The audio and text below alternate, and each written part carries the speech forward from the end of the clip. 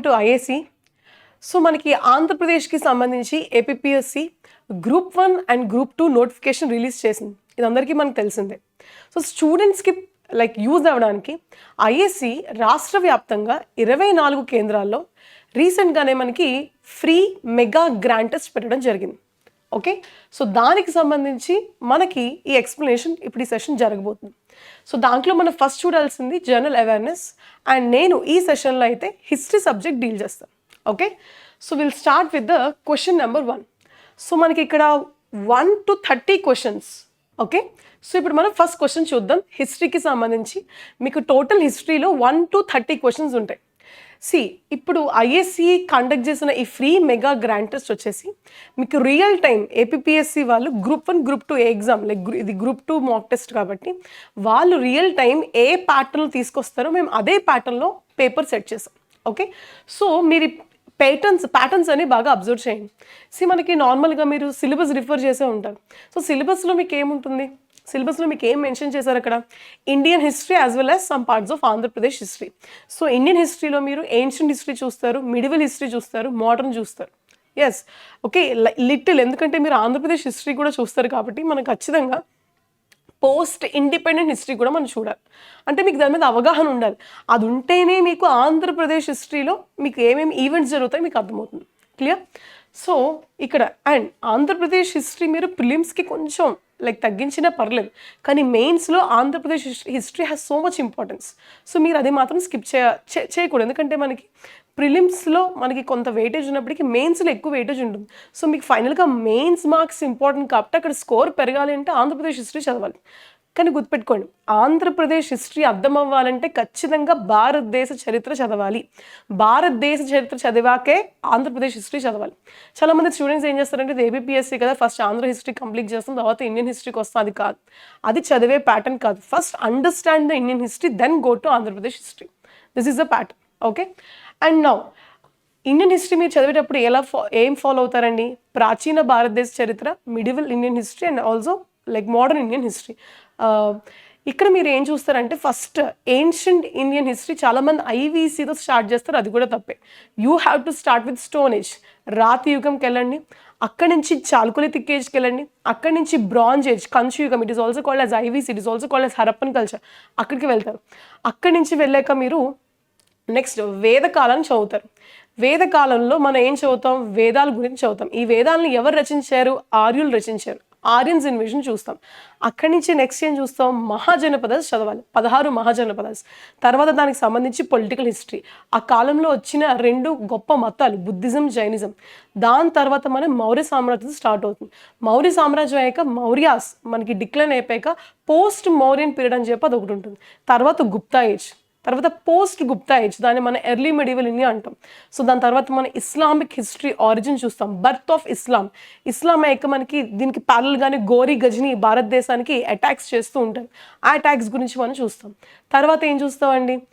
Delhi sultans Qutbuddin Aibak ఎలా స్థాపిస్తారు, slave dynasty, Khilji, Tughlaq, Syed, Lodis, ఇవన్నీ చూస్తాం. తర్వాత ముఘల్స్, బాబర్ స్థాపిస్తారు. అయిపోయాక ముఘల్స్ పడిపోయాక మనకి మళ్ళీ ఔరంగజేబ్తో మనకి మెయిన్ ముఘల్స్ ఎండ్ అయిపోతారు. వాళ్ళని మనం గ్రేట్ ముఘల్స్ అంటాం.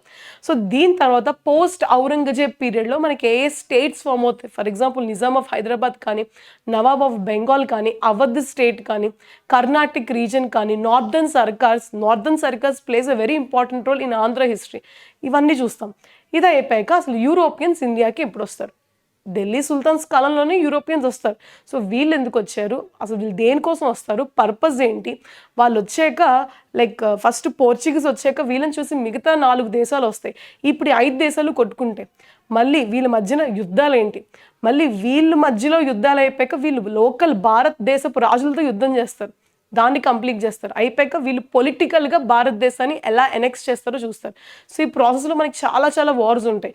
రివోల్ట్ ఆఫ్ 1857 వరకు మనకి వార్స్ కంటిన్యూ అవుతూనే ఉంటాయి. తర్వాత ఏమవుతుంది? రివోల్ట్ ఆఫ్ 1857 అయ్యాక కంపెనీ బయటకు వెళ్ళిపోతుంది, అంటే బ్రిటిష్ ఈస్ట్ ఇండియా కంపెనీ బయటకు వెళ్ళిపోతుంది, రాణి పరిపాలన స్టార్ట్ అవుతుంది. సో 1857 నుంచి 1947 వరకు ఏం జరుగుతుంది? ఓకే, ఇది అయిపోయాక ఫైనల్గా మనకి స్వాతంత్రం వస్తుంది. స్వాతంత్రం అయ్యాక what is the condition, what are the ఇక్కడ మీరు ఆంధ్రప్రదేశ్ హిస్టరీకి లింక్ చేసుకుంటారు. సో ఇలా మీరు పాయింట్స్ అన్ని కనెక్ట్ చేసుకుంటూ వెళ్తే history is very easy subject, it's like cake walk అవుతుంది. క్లియర్? అయితే ఎస్, కొన్ని ఫ్యాక్ట్స్ అయితే మీరు ఖచ్చితంగా రిమెంబర్ చేసుకోవాలి. ఇక్కడ మీరు ఏంటంటే don't go for short cuts అండి. నా సలహా ఏంటంటే అస్తమానం షార్ట్ కట్స్ కోసం వద్దు. Understand the concept. అసలు ఒక ఈవెంట్ జరగడానికి ముందు ఈవెంట్ రీజన్ అవుతుంది. ఆ ఈవెంట్ పట్టుకోండి, అసలు దేనికి దారి తీస్తుందో మీరు చూసుకోండి. Clear everyone? Okay, so will start with the question. So first question, కింది జతలలో ఏది సరిగ్గా జతపరచబడినది? సో ఇక్కడ మీరు ఒక క్వశ్చన్ ఆన్సర్ చేసేటప్పుడు మీరు చాలా జాగ్రత్తగా అబ్జర్వ్ చేయాలి. ఏంటి అంటే ఇక్కడ వీరు కరెక్ట్ పేర్స్ అడుగుతున్నాడా, ఇన్కరెక్ట్ పేర్స్ అడుగుతున్నాడా? ఇక్కడ ఏమడుగుతున్నాడు అంటే కరెక్ట్లీ మ్యాచ్డ్ అడుగుతున్నాడు. Correctly matched. సో సరైనవి మాత్రమే మనం పెట్టాలి. లోథల్ పురాతన రేవు పట్టణం, సార్నాథ్ బుద్ధుని మొదటి ఉపన్యాసం, రాజగృహ అశోక సింహ రాజధాని, నలంద బౌద్ధ అభ్యాసానికి సంబంధించిన గొప్ప కేంద్రం. ఓకే, సో దీనికి సంబంధించి వాట్ ఆర్ ద దీనికి సంబంధించి what are the correct statements అడుగుతున్నారు. ఓకే, సో నేను ఇక్కడ మీకు ఇవి అసలు ఈ ఆప్షన్స్ ఈ 4 ఇలా అరేంజ్ చేయడానికి లైక్ ఎక్కడెక్కడి నుంచి లింక్ చేస్తారో ఫస్ట్ నేను చెప్తానండి. ఓకే, సో లోథల్ మీరు చూసుకుంటే ఈ టాపిక్ మీకు ఇండస్ వ్యాలీ సివిలైజేషన్, దీన్నే మనం ఏమంటామంటే సింధు నాగరికత అంటాం. ఓకే, సింధు నాగరికత, also called as Harappan culture, Harappan age, also called as కంచుయుగం, బ్రాంజ్ ఏజ్ కదా. దీనికి సంబంధించిన ఫస్ట్ ఆప్షన్ ఇచ్చారండి. అండ్ బుద్ధుని మొదటి ఉపన్యాసం, ఇది ఏ చాప్టర్కి సంబంధించింది అంటే బుద్ధిజం, బౌద్ధ మతం గురించి ఆ చాప్టర్లో ఒక ఆప్షన్ ఇచ్చారు. సి ఒక్కొక్క క్వశ్చన్ ఒక్కొక్క టాపిక్ నుంచి వస్తుంది అనుకుంటున్నాం, కానీ ఇక్కడ ఒకే క్వశ్చన్లో 4 ఆప్షన్స్ డిఫరెంట్ లెసన్స్ నుంచి ఇచ్చారు. అది మీరు అబ్జర్వ్ చేయాలి. రాజగృహ అశోక సింహ రాజధాని. అశోక ఎవరండి? he is a Mauryan king, the great Ashoka. He was initially called as Krura Ashoka. Now he is called as Great Ashoka because after his conversion to Buddhism, right? బౌద్ధ అభ్యాసానికి సంబంధించిన గొప్ప కేంద్రం. So Nalanda, it is something see నలందాని ఎవరు found చేశారు అంటే నేను అది గుప్తాకి లింక్ చేస్తాను, బికాస్ కుమార్ గుప్తా దీన్ని ఫౌండ్ చేస్తారు కాబట్టి. So I'm linking this topic to Gupta dynasty. Excuse me. Okay, so the same question is given from different chapters. So ఇక్కడ నేను ఏం చేశానంటే టైం ఫ్యాక్టర్ తగ్గించడానికి మీకు కొంచెం ఫ్యాక్ట్స్ అన్ని క్లియర్గా, ఎందుకంటే ఇక్కడ నేను రాస్తూ ఉంటే టైం వేస్ట్ అవుద్ది కాబట్టి నేను మీకు ఇక్కడ కొన్ని ఫ్యాక్ట్స్ ఇచ్చానండి. Like objective point of view group 1 కైనా గ్రూప్ 2 కైనా యూపీఎస్సీకైనా ఇంకే సబ్జెక్ట్కైనా మీరు ఒక టాపిక్ని ఏ ఫ్యాక్చువల్ ఏ పాయింట్స్ ఆఫ్ వ్యూ చదవాలో నేను objective exam point of view ఇది రాశాను. For example Indus valley civilization చదివినప్పుడు మనకి కొన్ని కాన్సెప్ట్స్ ఉంటాయి. Indus valley civilization, it is also called as Harappan culture, it is also called as bronze age అని అంటాం. Okay, and the time period 3300 to 1300 BC అని మనం చెప్తూ ఉంటాం. Okay, so Indus valley civilization present day Sindhu నది చుట్టూ మనకి సింధు నాగరికత అని ఎందుకు అంటారంటే ఈ సివిలైజేషన్ ఈ నాగరికత సింధు నది చుట్టూ మనకి ఫామ్ అయింది అనమాట. సో సింధు అంటే ఇండస్ రివర్ ట్రిబ్యూటరీస్ తెలుసు కదండి మీకు. So please comment in this comment section what are the tributaries of Indus. Ravi, Sutlej, Beas ఇలా ఉంటాయి కదా మనకి 5. So please comment in the comment section మీకు తెలిసిన ఇండస్ రివర్ వాటర్ ట్రిబ్యూటరీస్ చెప్పండి నాకు. ఓకే, సో ఇండస్ వ్యాలీ సివిలైజేషన్నే మన హరప్పా కల్చర్ అని అంటాం. ఎందుకు అంటాము? బికాజ్ ఈ నాగరికత అసలు ఒకటి ఉంది అని మనకి ఫస్ట్గా అంటే మనకి ఫస్ట్గా ఇన్ఫర్మేషన్ దొరికింది, మొదటిసారిగా తవ్వకాల్లో బయటపడింది Harappa. So hence it is called as Harappan culture. మరి దీన్ని బ్రాంజ్ ఏజ్ అని ఎందుకన్నాం? ఈ తవ్వకాల్లో మనకి చాలా పరికరాలు దొరికాయి. ఈ పరికరాలన్నీ మేజర్గా ఏ మెటల్తో తయారు చేశారు, ఏ పదార్థంతో తయారు చేశారంటే కంచు. అంటే చెక్క లేదని కాదు, చెక్క ఉంది, కాపర్ ఉంది, but more materials were found in bronze. And first time మనకి బ్రాంజ్ వాడకం అనేది ఇక్కడ మనకి కనిపిస్తుంది. సో అందుకే మనం దీన్ని ఏమంటాము? Bronze age. It is called as bronze age. Okay, so మీరు ఐవీసీ చదివేటప్పుడు ఇంపార్టెంట్ ఆల్మోస్ట్ మనకి ఒక 25 వరకు మనం ఆఫ్లైన్ క్లాస్లో మనం చాలా చెప్పుకున్నామండి. ఆల్మోస్ట్ ఒక 25 వరకు మనకి ఇండస్ వ్యాలీ సివిలైజేషన్ సైట్స్ ఉంటాయి. సో ఆ సైట్స్ని మీరు ఎలా చదవాలి అంటే సైట్ పేరు, అది ప్రెజెంట్ డే ఏ రాష్ట్రంలో ఉంది లేదా ఏ దేశంలో ఉంది, అక్కడ ఏమైనా నది ఉంటే నది ప్రాంతం పేరు, యాజ్ వెల్ యాజ్ మనకి ఆ ప్రదేశంలో మనకి ఏ పరికరాలు లభించాయి, ఇది కూడా చాలా ఇంపార్టెంట్. మనకి ఏ గూడ్స్ లభించే, ఏ పరికరాలు లభించే, ఏ పనిముట్లు లభించే, ఇవి కూడా మనం ఖచ్చితంగా చూసుకోవాలి. Clear? So Indus valley civilization మీరు తీసుకుంటే present day Pakistan, like very few parts of Afghanistan and many parts in India. ఇండియాలో మొత్తం ఇండియా కాదండి, for example states like Gujarat, Rajasthan, Haryana, okay, like north Indian స్టేట్స్లో మేజర్గా మాత్రం మనకు కనిపిస్తాయి. మహారాష్ట్ర కొంతవరకు ఉంటుంది. ఓకే, అండ్ ఫస్ట్ చూడండి Harappa it is not A place in India, it is in Pakistan. ఇండియాలో ఉండే పంజాబ్ కాదండి, పాకిస్తాన్లో కూడా ఒక పంజాబ్ ఉంటుంది. ఆ పంజాబ్లో మనకి ఏం లభించింది? హరప్ప. అండ్ హరప్పాలో మనకి శవపీఠికలు లభించాయి, సీల్స్ లభించాయి, ధాన్యాగారాలు లభించాయి, గ్రానరీస్ లభించాయి. Next Mohenjodaro, it is very famously called as like mound of the dead. ఇక్కడ మనకి చాలా అస్థి పంజరాలు ఒకే దగ్గర గుట్టుగా లభించాయి, అందుకే it is called as Mohenjodaro, mound of the dead. ఇది ఎక్కడుంది? ఇది కూడా ఇండియాలో లేదండి, it is in Sindh province. Sindh ఎక్కడుంది? It is in Pakistan.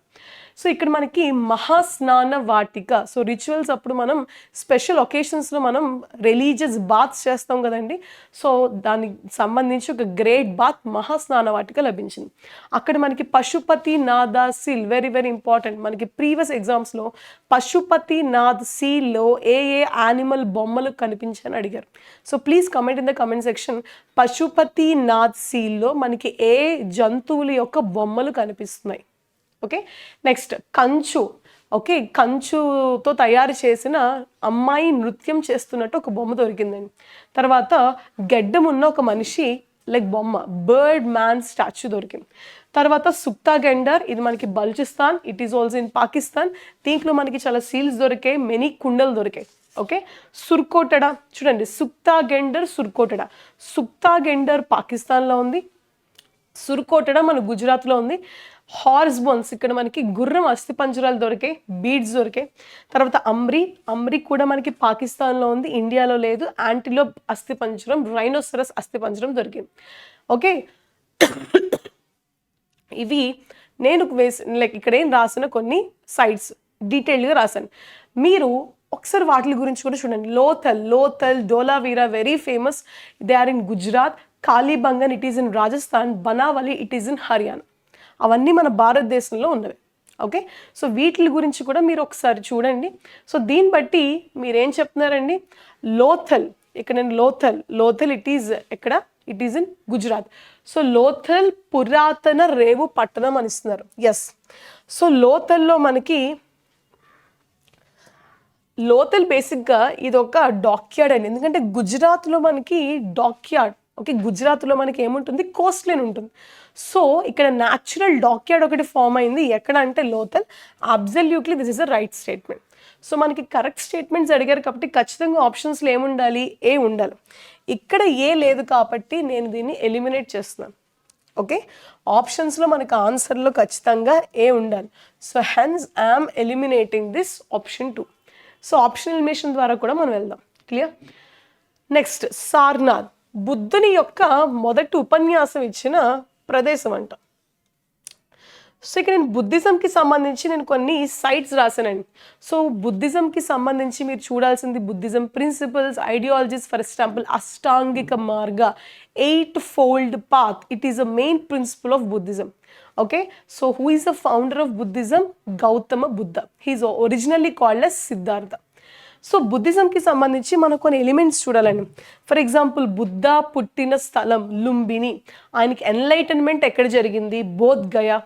First sermon ఎక్కడిచ్చారు? మనకు అదే కదా బిట్ ఇచ్చారు, ఇట్ ఈజ్ ఇన్ సార్నాథ్. ఆయన పరినిర్వాణ ఎక్కడ జరిగింది? It is in Kushinagar. So మనకి ఇక్కడ ఏమి ఇచ్చారండి? సార్నాథ్, బుద్ధుని యొక్క మొదటి ఉపన్యాసం, అదేనా రాసా నేను, ఫస్ట్ సెర్మాన్, మొదటి ఉపన్యాసం ఇచ్చిన చోటు is Sarnath. So where is Sarnath? Sarnath it is in Uttar Pradesh. Very good.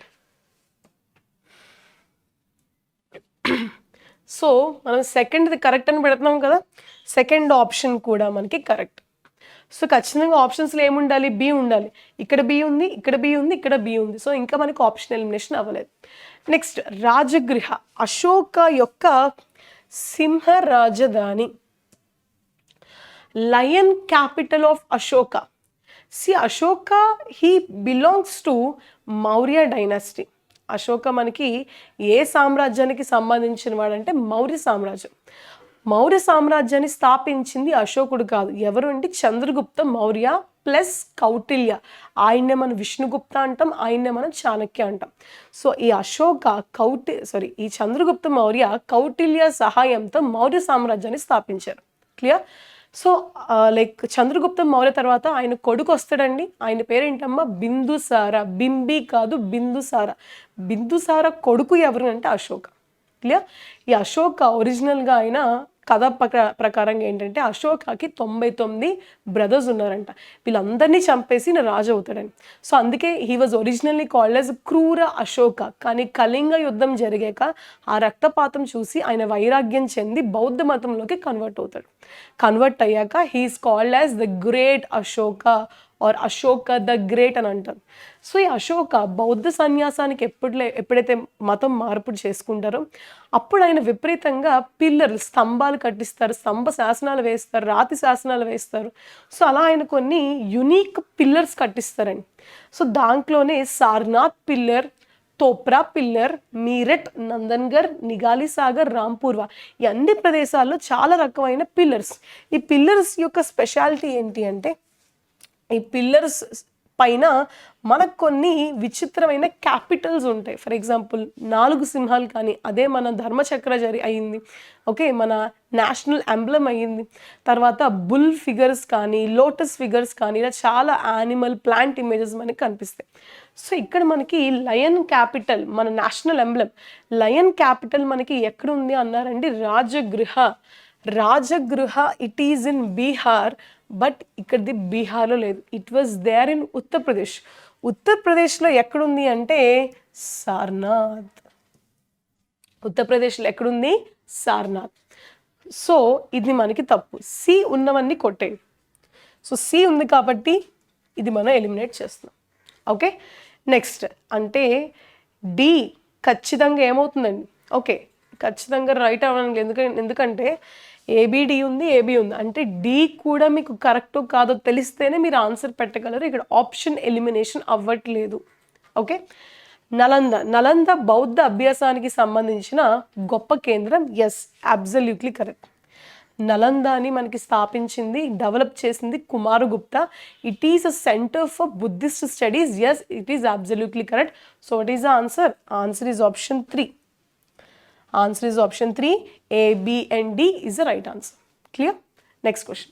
రెండవ ప్రశ్న, సంస్కృత గ్రంథాలలో పేర్కొన్న యవన ప్రియ అనే పదం ఈ క్రింది వాణిలో దేనిని సూచిస్తుంది? ఆప్షన్ 1 గోధుమలు, ఆప్షన్ బి దంతాలు, ఆప్షన్ 3 వరి, ఆప్షన్ 4 మిరియాలు. ఓకే, సో యవన ప్రియ అనే పదం మనకి దేన్ని సూచిస్తుంది అంటే మిరియాలండి. What is the answer? Answer is option 4, మిరియాలు. Pepper is the right answer. See, అసలు యవన ప్రియ సంస్కృత పుస్తకాలలో ఎవరిని పిలిచేవారంటే ఎక్స్క్లూజివ్గా మధ్య ఆసియా అంటే ఏంటమ్మా? ఇంగ్లీష్లో central Asians. So central Asians కానీ, యూరోపియన్స్ కానీ వీళ్ళు ఎక్కువగా మాంసాహారం భుజిస్తారండి. నాన్ వెజ్ ఈటింగ్ పీపుల్ అనమాట, చాలా ఎక్కువగా తింటూ ఉంటారు. సో వీళ్ళు ఏంటంటే అప్పట్లో ఇప్పుడు మనలా రెఫ్రిజిరేటర్స్, ప్రిజర్వేటింగ్ టెక్నాలజీ అంత ఉండేది కాదు.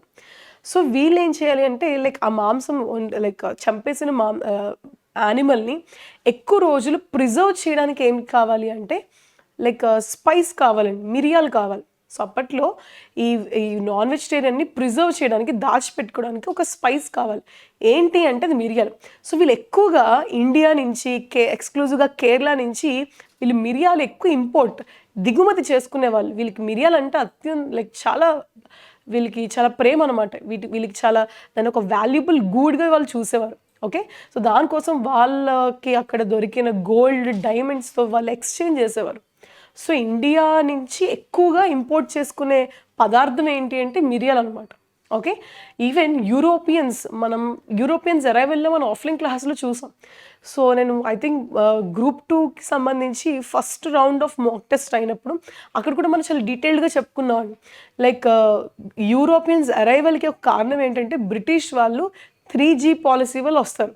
ఒకటి గాడ్, ఒకటి గోల్డ్, ఇంకొకటి గ్లోరీ. సో ఇక్కడ గోల్డ్ అంటే దిస్ ఇస్ నాట్ డినోటింగ్ అంటే మనం వేసుకునే ఆభరణం ఆ బంగారం కాదండి. ఇక్కడ గోల్డ్ అంటే బ్లాక్ గోల్డ్ అంటే నల్ల మిరియాలు. మిరియాల్ని వీళ్ళకి ఆల్మోస్ట్ గోల్డ్తో వీళ్ళు ఈక్వల్గా ఉంచేవారు అనమాట. సో అంత ఇంపార్టెంట్ మెటీరియల్ అనమాట, అంత ఇంపార్టెంట్ ఎక్స్పోర్ట్స్ ఇంపోర్ట్స్లో గూడ్ అనమాట. సో ఆన్సర్ ఏంటమ్మా, ఆప్షన్ 4 మిరియాలు is the right answer. Okay, next question. Okay, question number 3. కింది ప్రకటనలు పరిశీలించండి. మనకి ఈ క్వశ్చన్లో 3 స్టేట్మెంట్స్ ఇచ్చారండి. 3 స్టేట్మెంట్ ఇచ్చి రైటా రాంగా అది మనం ఖచ్చితంగా చూడాలి. ఎందుకంటే ఎగ్జామ్లో మనకి ఏం జరుగుతుంది అంటే, ఎగ్జామ్లో ప్రెషర్లో ఉండేటప్పుడు అండి మనకు క్వశ్చన్ అప్పుడప్పుడు తప్పుగా చదివే ఛాన్స్ ఉంది. ఫర్ ఎగ్జాంపుల్ క్వశ్చన్ పేపర్లో ఒక 20-30 స్టేట్మెంట్ క్వశ్చన్స్ అడిగారు అనుకోండి. స్టార్టింగ్ వీళ్ళు అడిగినవన్నీ ఏమడుగుతారు, కరెక్ట్ స్టేట్మెంట్స్ ఏంటి ఏంటి ఏంటి అని అడుగుతారు. సో ఆటోమేటిక్గా మన బ్రెయిన్లో ఒక ప్యాటర్న్ సెట్ అయిపోతుంది, కరెక్ట్ స్టేట్మెంట్స్ అడుగుతున్నారు. కానీ కొన్ని క్వశ్చన్స్ అయ్యాక వాళ్ళు మారుస్తారు, ఇన్కరెక్ట్ స్టేట్మెంట్ ఏంటి అని అడుగుతారు. సో అక్కడ మనం తప్పుగా చదివి అంటే మనకి తెలిసి మనం ఆన్సర్ కరెక్ట్గా తెలిసి తప్పులు చేయడం అంటే మనకి ఈ ఏరియాస్లో మనకి అవుతుందన్నమాట. సో చూసుకోండి, మీరు క్వశ్చన్ చదివిన వెంటనే అండర్లైన్ చేయండి, కరెక్ట్ అడిగారా ఇన్కరెక్ట్ అడిగారా. సో ఇక్కడ మనకి ఏం అడుగుతున్నారు, కరెక్ట్ స్టేట్మెంట్స్ అడుగుతారు. సో వెంటనే మీరు టిక్ పెట్టుకోండి, కరెక్ట్ స్టేట్మెంట్స్ అడిగారు. ఓకే, సో ఇప్పుడు స్టేట్మెంట్స్ ఒక్కొక్కటి డీకోడ్ చేస్తూ రండి. వర్ధమాన మహావీరుని తల్లి లిచ్చావి రాజు చేతక కుమార్తె, గౌతమ బుద్ధుని తల్లి కోసల రాజవంశానికి చెందిన ఒక యువరాణి, పార్శ్వనాథుడు 23వ తీర్థాంకరుడు, ఈయన బెనారస్ ప్రాంతానికి చెందినవాడు. ఈ పై ప్రకటనలో ఏవి సరైనవి, కరెక్ట్ స్టేట్మెంట్స్ అడుగుతున్నారు. ఇది చాలా ఈజీ, హిస్టరీలో ఇది మన బేసిక్ క్వశ్చన్ అని అనుకోవచ్చు. అయితే ఇక్కడ చాలామంది కంగారు పడతారు, పార్శ్వనాథుడు మనకి ఏ ప్రాంతానికి సంబంధించిన వాడు మాకు ఎలా తెలుస్తుంది. ఇక్కడ మీరు చిన్న చిట్కా ఉపయోగించాను. సరే, ఇక్కడ నేనేం చేశానంటే, మీరు ఆల్రెడీ బుద్ధిజం జైనిజం మీరు సిలబస్లో కంప్లీట్ చేస్తుంటారు. ఆఫ్లైన్ క్లాస్లో కూడా మనం చాలా డీటెయిల్డ్గా వీళ్ళ గురించి పవర్ పాయింట్ ప్రెజెంటేషన్ ఇచ్చి కూడా మనం అంతా ఎక్స్ప్లెయిన్ చేసుకున్నాం. అయితే మీరు ఇక్కడ నేను మీకు ఒక చిన్న కంపారిజన్ టేబుల్ వేశాను. సో ఈ కంపారిజన్ టేబుల్లో మీరు ఏంటంటే, ఈ గౌతమ బుద్ధ అండ్ మహావీర జైనకి సంబంధించి కొంత ఇన్ఫర్మేషన్ ఇక్కడ కంపారిజన్ ఇచ్చానండి. ఒక్కసారి ఇది మీరు చూడండి, సరిపోతుంది. కనిపిస్తుందా మీ అందరికీ? సో ఇక్కడ నేను ఇచ్చింది ఏంటి అంటే, గౌతమ బుద్ధ అంటే సిద్ధార్థ, మహావీర జైనకి సంబంధించి కొన్ని కంపారిజన్ పాయింట్స్ ఇచ్చానండి. సిద్ధార్థ ఎప్పుడు జన్మించడం జరిగింది, 563 BC. He was born as Siddhartha. He was not Buddha by birth. ఆయన పుట్టినప్పుడు ఆయన బుద్ధ అని పేరు లేదండి, తర్వాత వస్తుంది. సో ఎక్కడ జన్మించారు, లుంబిని ప్రాంతంలో జన్మించారు. లుంబిని ఎక్కడుందమ్మా, నేపాల్. ఎవరికి జన్మించారు, ఆయన తండ్రి పేరు శుద్ధోదన, తల్లి పేరు మహామాయ. అయితే నేను ఇక్కడ మహామాయ కింద గౌతమి అని పెట్టాను. మహామాయ జన్మనిచ్చే కొన్ని రోజులకి చనిపోవడం జరుగుతుందండి. సో గౌతమ బుద్ధ అంటే Siddhartha Mahamaya is a biological mother, కానీ ఎవరి చేతిలో పెరుగుతాడు అంటే Gautami. So Gautami step mother అండి, ఆయన్ని పెంచిన తల్లి అనమాట. ఓకే, సొంత తల్లి, పెంచిన తల్లి. సో ఈయన ఏ క్లాన్కి సంబంధించిన అంటే సఖ్యా క్లాన్ మనకి చాలాసార్లు అడిగారు. అండ్ సిద్ధార్థ అంటే గౌతమ బుద్ధ గారు ఏ ప్రాంతంలో చనిపోవడం జరిగిందంటే కుసీనారా ఇట్ ఈస్ ఇన్ ఉత్తరప్రదేశ్. ఏ సంవత్సరంలో చనిపోయారండి, 80 సంవత్సరాలకి చనిపోయారు, 483 BCలో చనిపోయారు. ఓకే, మహావీర జైన ఈయన 599 BCలో జన్మించారు, కుండగ్రామ అనే ప్రదేశంలో జన్మించారు. ఓకే, ఎవరికి జన్మించారంటే సిద్ధార్థ త్రిశాల. ఇప్పుడు మనకు అడిగిన స్టేట్మెంట్ ఒకటి ఏంటి అంటే, త్రిశాల ఎవరు అంటే చేతక చెల్లండి. చేతక ఎవరు, ఈయన ఒక రాజు అనమాట. ఓకే, చేతక ఒక రాజు. ఓకే, సో ఈ త్రిశాల ఎవరండి, Jaina mother name is Trishala. So ఈ త్రిశాల ఎవరు అంటే మనకి చేతక మహారాజు యొక్క చెల్లెలు. సో ఈ చేతక ఎవరు, చేతక వజ్జీ మహారాజు. చేతక ఎవరండి, వజ్జీ మహాజనపదికి ఒక ఇంపార్టెంట్ మహారాజు. ఆయన చెల్లెలే చేతక. అండ్ చేతకకి ఇంకొక ఇంపార్టెన్స్ కూడా ఉందండి. మీకు బింబిసార అని ఒక మగధ ప్రాంతాన్ని పాలించిన ఒక రాజు తెలుస్తుంది. మనకి హర్యాంక వంశము, శిశునాగ వంశము, నందా వంశం వస్తుంది. ఓకే, ఇక్కడ మనకి బింబిసార అని ఒక రాజు వస్తాడు. So please comment in the comment section, Bimbisara Haryanka వంశానికి సంబంధించిన రాజా, శిశునాగ వంశానికి సంబంధించిన రాజా లేదా నంద వంశానికి సంబంధించిన రాజా? Please comment in the comment section. Okay, ఈ బింబిసార మావగారు ఎవరు అంటే చేతక. చేతకకు ఒక కుమార్తె ఉంది, కుమార్తె పేరు చెల్లన. చెల్లన ఎవరండి? బింబిసార వైఫ్. సో గుర్తుపెట్టుకోండి, చేతక, ఓకే, చేతక వజ్జీ మహారాజు. ఈయన చెల్లొచ్చేసి త్రిశాల. ఈయనకి ఒక కూతురు కూడా ఉంది. ఈ కూతురు పేరేంటమ్మా? చెల్లన. చెల్లన ఎవరండి? Wife of Bimbisara. బింబిసారా యొక్క వైఫ్ అంటే బింబిసారా అల్లుడవుతాడు చేతకి. ఇది కూడా చాలా important relation. Okay, and Mahavira Jaina ఎక్కడ మరణించారు అంటే పావపూరి. ఓకే, కుండగ్రామ ఇవన్నీ మనకి వైశాలి మహాజనపదలో ఉన్నాయి. అంటే ప్రెసెంట్ డే మనకి బీహార్ ప్రాంతంలో ఉందండి. క్లియర్? అండ్ ఇక్కడ నేను ఇంకోటి రెడ్ కలర్ ఇంక్తో రాశాను, యశోధర సిద్ధార్థ వైఫ్ అండి. యశోద మహావీర జైన వైఫ్. అండ్ మనకి తెలిసిన కొడుకు పేరు రాహుల, అండ్ ఇక్కడ కూతురు పేరు ప్రియదర్శన. ఓకే, రాహుల ఇస్ అ కొడుకు like son name and Priyadarshana is a daughter name. Okay, and ఇంకా మనం ఏమన్నా చెప్పుకోవాలి అంటే వీళ్ళకి లైక్ ఎన్లైటన్మెంట్, జ్ఞానోదయం ఎక్కడ కలిగింది? ఫర్ ఎగ్జాంపుల్ గౌతమ బుద్ధకి ఏమని చెప్తామంటే నిరంజన నది ఒడ్డున. మహావీర జైనకి ఏమని చెప్తామంటే రిజుపాలిక నది. నిరంజన నది, రిజుపాలిక నది. ఇక్కడ గయాలో మనకి ఎన్లైటన్మెంట్ జరుగుతుందండి. అదే మహావీర జైనకు చూసుకుంటే జ్రింబిక గ్రామ అని చెప్తాం. జ్రింబిక గ్రామ. ఇక్కడ గయా, ఇక్కడ జ్రింబిక గ్రామ. ఓకే, ఇక్కడ ఏంటమ్మా? నిరంజన, ఇక్కడ రిజుపాలిక నది. క్లియర్? సో ఇవి మీరు ఇంపార్టెంట్ పాయింట్స్గా చూసుకోండి. సో దీన్ని బట్టి మీకు ఇక్కడ ఏం తెలుస్తుంది? వర్ధమాన మహావీరుని తల్లి ఎవరమ్మా? లిచ్చావి వంశానికి సంబంధించి లిచ్చావి రాజు. ఓకే, వజ్జి వంశానికి సంబంధించిన రాజు అయిన చేతక కుమార్తె అన్నారండి. చేతక కుమార్తె అన్నారు. చేతక కుమార్తెనా లేదా సిస్టర్ అండి? సిస్టర్ కదండి, చెల్లి అవుతుంది. సో ఇది మనకి తప్పు. This is a wrong statement. So సరైనవి అడిగారు, ఏ రాంగ్ కాబట్టి ఏ ఉన్నవన్నీ కొట్టేయండి. తప్పు ఇది మనకి. నెక్స్ట్, గౌతమ బుద్ధుని తల్లి కోసల రాజవంశానికి చెందిన వివరాలు.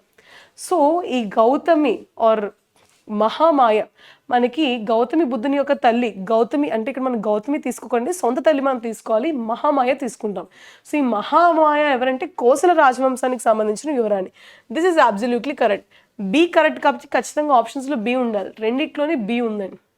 ఓకే, ఇక్కడ మీరు చూడండి, పార్శ్వనాథుడు 23వ తీర్థంకరుడు. ఈయన బెనారస్కి సంబంధించిన వాడు. ఎస్, ఇది మనకి correct statement. B and C రెండు కూడా కరెక్ట్ స్టేట్మెంట్. సో ఆన్సర్ ఏంటమ్మా? Option 3 B and C. మీరు అనుకోవచ్చు ఎలా ఇస్తారు ఇంత ర్యాండమ్గా, వాళ్ళు ఏ ప్రదేశానికి సంబంధించిన వాళ్ళని చెప్పి. మనకి తీర్థంకర్ అనే కాన్సెప్ట్ ఉంటుందండి. తీర్థంకర్ అనే కాన్సెప్ట్లో మనం మొత్తం ఎన్ని తీర్థంకరాలు చదువుతామండి? మనం మొత్తం ఇన్ టోటల్గా 24 తీర్థంకరాస్ చదువుతాం. 24 తీర్థంకరాస్ చదువుతాం. అయితే మీరు అడగచ్చు, ఎలా మేము ఇవన్నీ చదవాలా? ఇవన్నీ మీరు అవసరం లేదు. టాప్ 5 కొంచెం డెప్త్ చదవండి. వీళ్ళ సింబల్స్ ఏంటి? ఫర్ ఎగ్జాంపుల్ ఆదినాథ, రిషభనాథ మొదటవ తీర్థంకర. ఈయన సింబల్ ఏమని చెప్తామండి? బుల్ అని చెప్తాం. అజితనాథ సింబల్ ఏమని చెప్తాం? ఎలిఫెంట్ అని చెప్తాం. సాంబవనాథ ఏమని చెప్తాం? హార్స్ అని చెప్తాం. ఇలా మీరు కొన్ని టాప్ 5 చదవండి. టాప్ 5 చదివాక వెంటనే లాస్ట్ 4 చదవండి. ఇది ఇంపార్టెంట్. వీళ్ళ కోసం కొంచెం డీటెయిల్గా చదవండి. ఇవి చదివితే మీకు మ్యాక్సిమం బిట్స్ అన్ని కవర్ అయిపోతాయి. వీళ్ళ సింబల్స్, వీళ్ళ బర్త్ ప్లేసెస్, వీళ్ళకి ఎక్కడ నిర్వాణ వచ్చింది, ఎక్కడ ఎన్లైటన్మెంట్ జరిగింది, ఇవన్నీ మీరు చూసుకోండి. అండ్ మహావీర జైన లాస్ట్ తీర్థంకర, 24వ తీర్థంకర. ఈయన సింబల్ కూడా మనకి బుల్. అండ్ కొన్ని పుస్తకాల్లో లయన్ అని కూడా ఇస్తారండి. Lion like is lion and bull మనం తీసుకోవచ్చు, బట్ మోర్ అప్రోప్రియేట్ ఏంటంటే lion. Clear everyone? So and మీకు తీర్థంకరాస్ కాన్సెప్ట్ గురించి ఐడియా ఉంది కదా.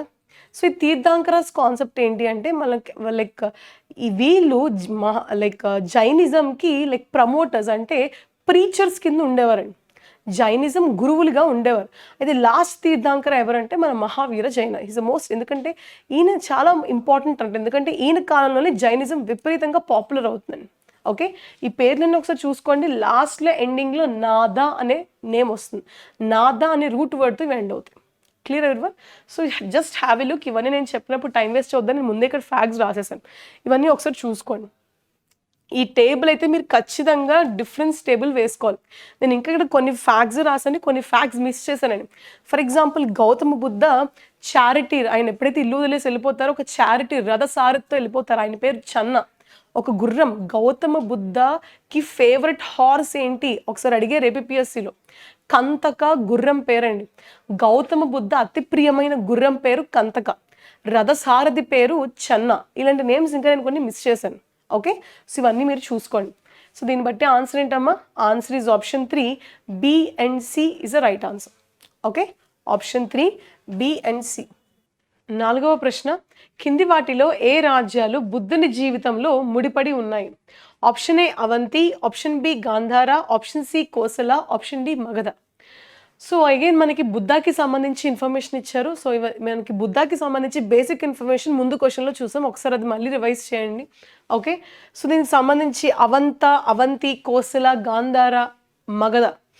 మనం ప్రాచీన భారతదేశ చదివేటప్పుడు మనం ఫస్ట్ ఏం చూస్తామండి? లైక్ స్టోన్ ఏజ్ చూస్తాము, రాతి యుగం కదా, రాతి యుగం చూస్తాం. అక్కడి నుంచి ఎక్కడికి వెళ్తాము? సింధు నాగరికతకి వెళ్తాం. సింధు నాగరికత. సింధు నాగరికత చూసాక మనం వేదకాలానికి వెళ్తాం. వైదిక మతం చూస్తాం అక్కడ. వేదకాలం, వేదికేజ్. ఈ కాలంలో 4 వేదాలు రచింపబడ్డాయి. 4 వేదాస్ వర్ రిటన్. ఋగ్వేద, సామవేద, యజుర్వేద, అథర్వవేద. దీని తర్వాత మళ్ళీ మనం ఎక్కడ చూస్తాం? మహాజనపదాలు చూస్తాం.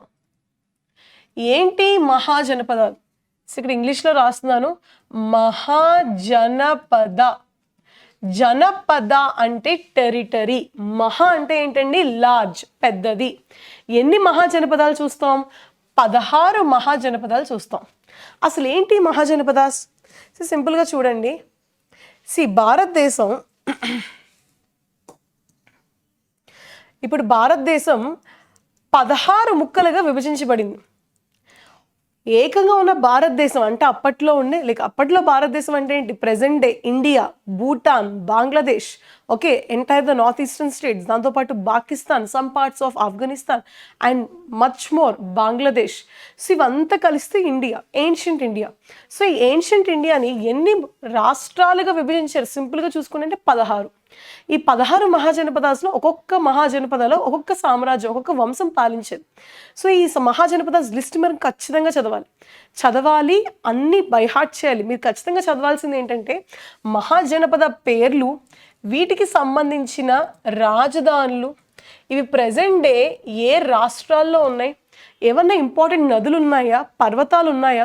ఫర్ ఎగ్జాంపుల్ వింధ్యా మౌంటైన్స్ సౌత్లో ఉన్న ఏకైక మహాజనపద ఏంటని ఒకసారి అడిగారండి. దీనికి సంబంధించి బుద్ధాకి ఆర్ జైనాకి ఆర్ మగధ లైక్ రాజులు, ఇప్పుడు చేతక అంటాము, తర్వాత బింబిసారా అంటాము. ఓకే, వీళ్ళకి ఈ మహాజనపదాస్కి ఏమైనా లింక్ ఉందా? ఏ మహాజనపద అనెక్స్ చేసింది? ఎక్కడెక్కడ మనకి యుద్ధాలు జరిగాయి? ఇవన్నీ మనకి ఇంపార్టెంట్ అనమాట. ఫర్ ఎగ్జాంపుల్ కొన్ని మహాజనపదాస్ కాటన్కి చాలా ఫేమస్, కాటన్ ట్రేడ్కి కమర్షియల్ సెంటర్స్ ఉంటాయి. కొన్ని మహాజనపదాస్ యొక్క రాజధాని చుట్టూ మనకి 4 వైపులా 4 కొండలు, కోటల్లా న్యాచురల్ ఫోర్ట్స్ ఉంటాయి. It is called as Rajagriha or is also Girivraja, Magadha రాజధాని. ఇలా మనం కొన్ని ఇంపార్టెంట్ పేర్లు చూసుకోవాలి. సో నేనేం చేశానంటే ఒక లిస్ట్ ఇక్కడ ఇచ్చానండి మీకు. ఈ లిస్ట్లో నేను మొత్తం మీకు ఇన్ఫర్మేషన్ ఇవ్వలేదు, చూసుకోండి. నేనైతే మొత్తం ఇన్ఫర్మేషన్ ఇవ్వలేదు. ఏ ఇన్ఫర్మేషన్ ఇచ్చాను అంటే ఒకవైపు మహాజనపద పేర్లన్నీ రాశాను, ఇంకొక వైపు ఏం రాశాను అంటే దీనికి సంబంధించిన క్యాపిటల్స్, మహాజనపద నేమ్స్ ఒకవైపు రాశాను, దీనికి సంబంధించిన రాజధాని క్యాపిటల్ ప్లేసెస్ రాశాను. ఇలా నేను మొత్తం 16 మహాజనపద లిస్ట్ రాశాను. ఒక్కసారి ఇది చూసి ఒక ఐడియా తెచ్చుకోండి. ఇది చూస్తే మీకు సరిపోదు, ఇంకా మీరు కొంచెం డెప్త్ వెళ్ళాలి. ఓకే, ఇవన్నీ మనం ఆఫ్లైన్ క్లాస్లో చాలా క్లియర్గా మనం మాట్లాడుకున్నాం. అండ్ ఆల్సో నేను మాక్ టెస్ట్ నెంబర్ లైక్ మనకి ఇప్పుడు జరుగుతుంది, లైక్ ఇప్పటి నుంచి స్టార్ట్ అయ్యేది 2.0. కదా. ఇప్పుడు నోటిఫికేషన్ వచ్చాక మేము 2.0 ప్రోగ్రామ్ని స్టార్ట్ చేస్తాం, కానీ ఆల్రెడీ ముందే ఒక 20-30 మాక్ టెస్ట్ మేము వీడియో సొల్యూషన్స్ క్లియర్గా దాంట్లో నేను చాలా డీటెయిల్డ్గా ఈచ్ అండ్ ఎవ్రీ మహాజనపదతో చాలా డీటెయిల్గా నేను చెప్పాను. ఒకసారి ఆ వీడియోస్ కూడా మీరు రిఫర్ చేయండి. సో అంగ మహాజనపదకి సంబంధించిన రాజధాని ఏంటమ్మా? చంపా. ఇది ప్రజెంట్ బీహార్లో ఉంది. కాశీ, వారణాసి, కోశల, శ్రావస్తి. ఇక్కడ చూడండి, నేను ఎక్కడైతే ఇలా రాసానో, కోసల అనేది చాలా పెద్ద రాజ్యం అనమాట. దీని మధ్యలో సరియు నది ప్రవహిస్తూ ఉంది. సో సరియు నది ప్రవహిస్తుంది. మనకి లైక్ మొత్తం రాజ్యాన్ని 2 భాగాలుగా విభజిస్తాం. ఒకటి నార్త్, ఇంకొకటి సౌత్.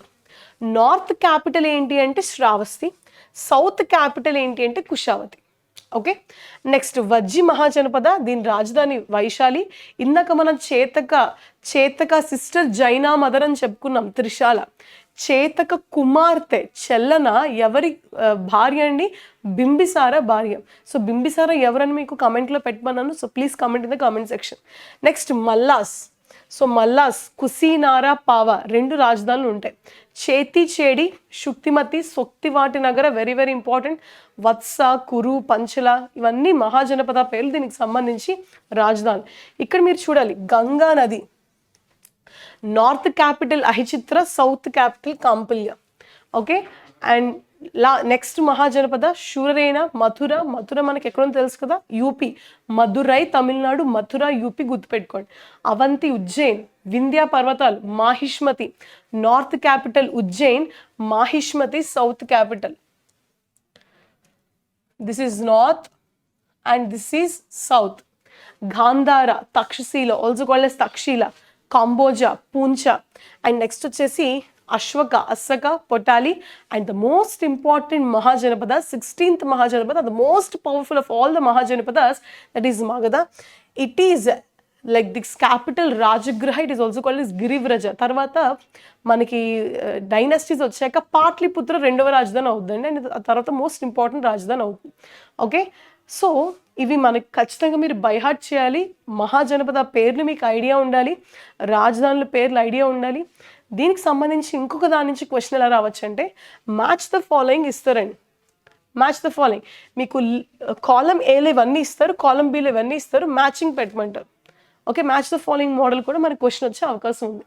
ఓకే. అయితే ఇప్పుడు ఒకసారి మనం క్వశ్చన్ చూద్దాం. క్వశ్చన్ ఏంటి, మనకు అసలు ఏమి ఇచ్చారు క్వశ్చన్లో?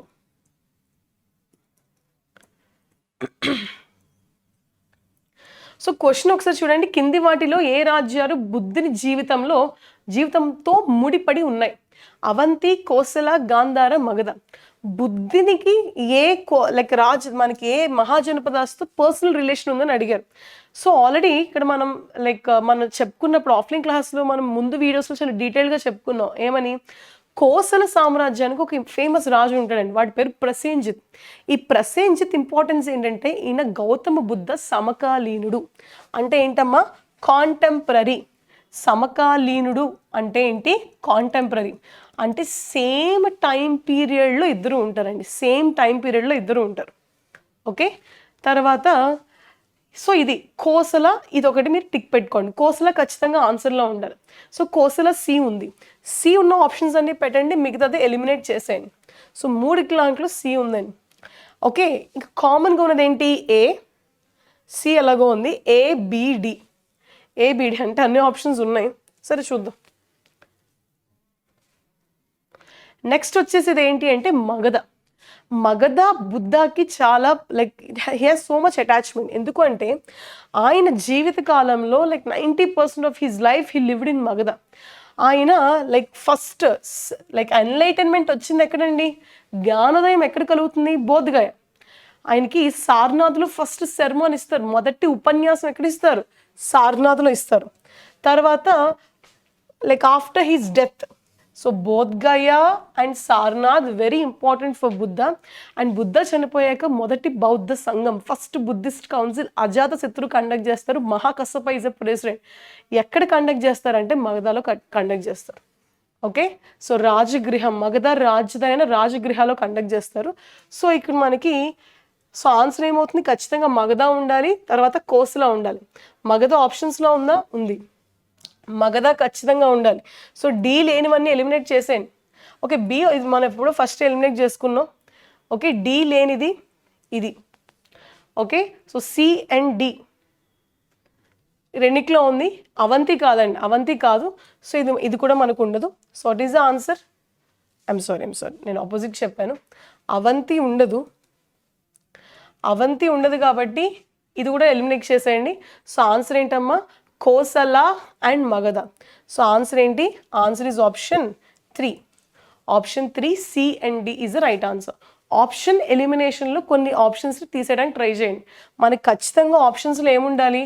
కోసల ఉండాలి అండ్ మగధ ఉండాలి. అవంతి, గాంధార మనం ఆప్షన్స్లో ఎలిమినేట్ చేస్తాం. గాంధార అసలు సంబంధం లేదండి, అక్కడెక్కడో మనకి పాకిస్తాన్ వైపు ఉంటుంది, అటువైపు అసలు బుద్ధ వెళ్ళరు. సో బి లేదు కాబట్టి బి ఉన్నవి ఫస్ట్ ఎలిమినేట్ చేసేస్తారు, తర్వాత ఏ ఉన్నవి కూడా ఎలిమినేట్ చేస్తారు. సో ఆన్సర్ ఏమవుతుంది? Option 3 C and D is the right answer. Okay, next question. 5వ ప్రశ్న. సో మనకి assertion and reasoning model question ఇచ్చారు. ప్రతిపాదన మరియు కారణం. అశోకుని శాసనాల ప్రకారం మతపరమైన భక్తి కంటే ప్రజల మధ్య సామాజిక సామరస్యం ముఖ్యం.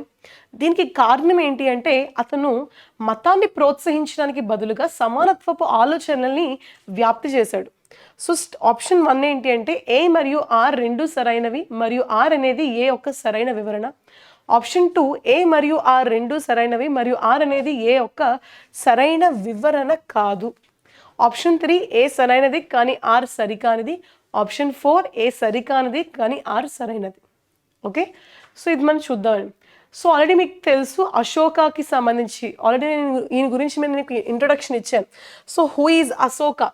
అశోక చంద్రగుప్త సామ్రాజ్యానికి చంద్రగుప్త మౌర్య స్థాపించిన మౌర్య సామ్రాజ్యానికి సంబంధించిన రాజు. సో ఫస్ట్ పాయింట్ ఏం రాస్తారు అంటే Ashoka he belongs to Mauryan empire. ఈ మౌర్యన్ ఎంపైర్ని ఎవరు స్థాపించారు అంటే Chandragupta Maurya along with him Kautilya. He is also called as Vishnugupta. He is also called as Chanakya. Chandragupta Maurya తర్వాత మనకి నెక్స్ట్ రాజు ఎవరు వస్తారండి? మనకి అశోక తండ్రి బిందుసార వస్తారు. తర్వాత మనకి next hero, the hero of Mauryan empire ఎవరు అంటే ద గ్రేట్ అశోక. ఈయన కళింగ యుద్ధం అయ్యాక వైరాగ్యం పొంది బౌద్ధ మతానికి కన్వర్ట్ అవుతారు. సో బౌద్ధ మతం ప్రాచుర్యంలో భాగంగా ఈయన విపరీతంగా శాసనాలు, రాతి శాసనాలు, స్తంభ శాసనాలు వేయిస్తారు. దానికి సంబంధించి క్వశ్చన్ అడిగారు. అశోకుని శాసనాల ప్రకారంగా మతపరమైన భక్తి కంటే ప్రజల మధ్య సామాజిక సామరస్యం ముఖ్యం. According to Ashoka edict social harmony among the people was more important than religious devotion. Absolutely right. Yes, అతను he spread the ideas of equity instead of promotion of religion. Yes, రెండూ రైటే అండి. అండ్ మనకిది ఒకదాన్నొకటి కరెక్ట్గా వివరిస్తుంది. So it is our answer. Answer is option 1 is a correct answer. Okay, and అశోకకు సంబంధించిన important major rock edicts, minor rock edicts, major pillar edicts, minor pillar edicts మీరు ఖచ్చితంగా చూసుకోవాలి. క్లియర్? సి, ఇక్కడ నేను ఒక పాయింట్ చెప్దాం అనుకుంటున్నాను. తెలుగులో అయితే శాసనం అనేస్తాం, ఏ ప్రాబ్లం ఉండదు. కానీ ఇంగ్లీష్లో 2 పదాలు వస్తాయి మీకు. ఎడిక్ట్ వస్తుంది, ఇన్స్క్రిప్షన్. ఎడిక్ట్ అంటే ఏంటి, ఇన్స్క్రిప్షన్ అంటే ఏంటి? రెండు ఒకటే, ఏమైనా తేడా ఉందా? ఇన్స్క్రిప్షన్లో మనం ఏం చేస్తాము అంటే జనరల్ టాపిక్స్, అంటే ఒక పర్పస్ ఏం లేకుండా ఇన్స్క్రిప్షన్స్. ఇప్పుడు ఫర్ ఎగ్జాంపుల్ ఒక రాజు యుద్ధం చేసి గెలిచాడు, ఓకే, దానికి సంబంధించి గొప్పగా శాసనం వేయించుకుంటాడు.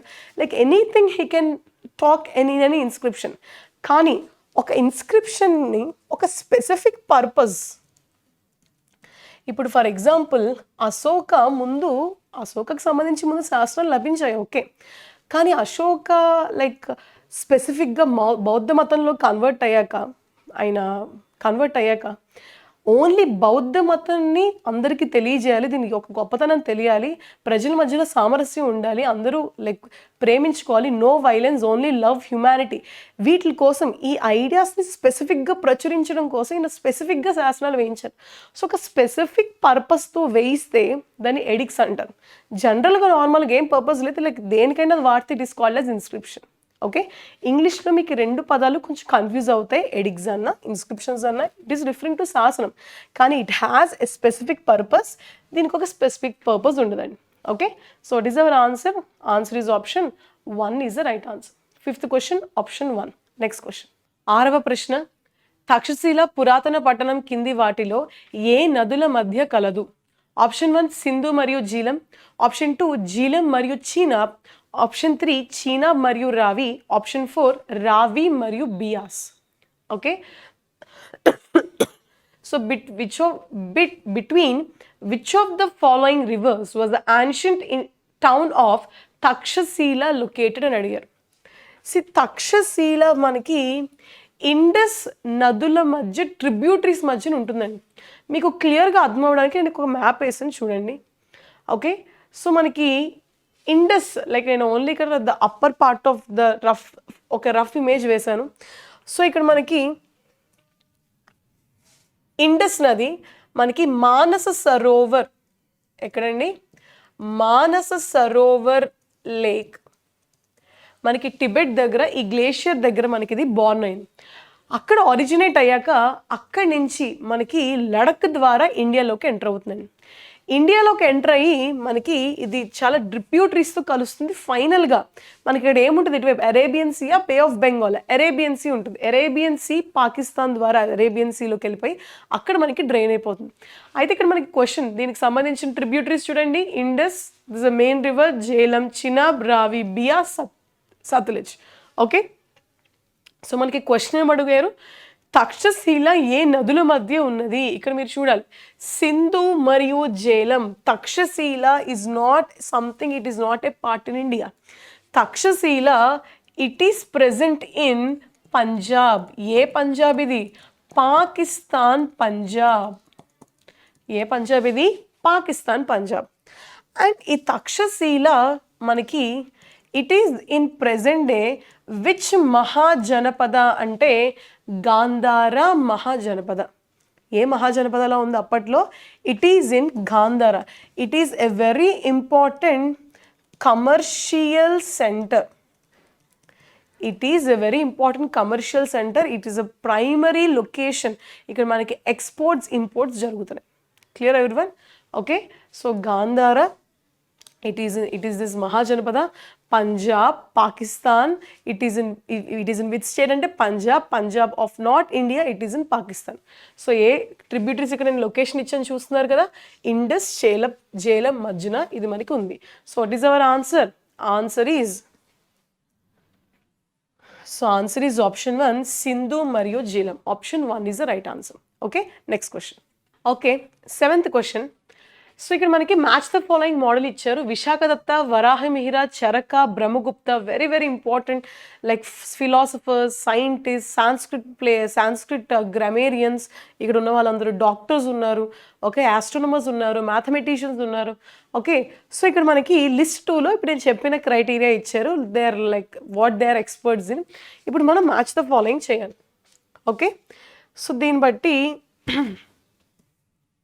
మనం చూద్దాం. నేను మీకు ఈజీగా ఉంటుందని చెప్పి ఇక్కడ ఒక లిస్ట్ రాశానండి, so that you will have a clear view. అంటే ఇక్కడ నేను చెప్తున్నప్పుడు రాసుకుంటూ ఉంటే మీకు టైం వేస్ట్ కదా అని చెప్పి నేను మీకు ఇక్కడ ఒక like I gave you a list. ఇక్కడ మీరు ఇవన్నీ ఖచ్చితంగా మీరు నోట్ చేసుకోండి. Vishakhadatta very very important. ఈయన Mudrarakshasa, Devi Chandraguptam. Mudrarakshasa is a very very important source of Mauryan empire, Gupta empire, ఇంకా బుద్ధిజం, జైనిజం, దీనికి సంబంధించి చాలా ఇన్ఫర్మేషన్ మనకి ముద్ర రాక్షసలో ఉంటుంది. అండ్ ముద్ర రాక్షస ఎవరు రచించారు అంటే Vishakhadatta. He is a Sanskrit poet, సంస్కృతంలో రచించారు. And Devi Chandraguptam, yes, very very important. Varahamihira is a very famous astronomer, astrologer, mathematician. ఈయన పంచసిద్ధాంతిక, బృహత్ సంహిత అనే 2 పుస్తకాలు రచించారు. Charaka is famously called as father of Ayurveda. ఈయన చరక సంహిత అనే పుస్తకాన్ని రచించారు. Brahmagupta is a very famous mathematician. ఈయన జామెట్రీకి సంబంధించి చాలా కాంట్రిబ్యూషన్స్ చేశారు. Basically is a mathematician. And he is the first mathematician to obtain the formula for drawing a cyclic quadrilateral. And ఈయన రచించిన ఇంకొక పుస్తకం ఏంటంటే బ్రహ్మస్ఫుట సిద్ధాంత. నేను మీకు ఆల్రెడీ ఇక్కడ ఇన్ఫర్మేషన్ ఇచ్చేసాను. దీన్ని బట్టి మీరు ఇప్పుడు మ్యాచ్ ద ఫాలోయింగ్ ట్రై చేయండి.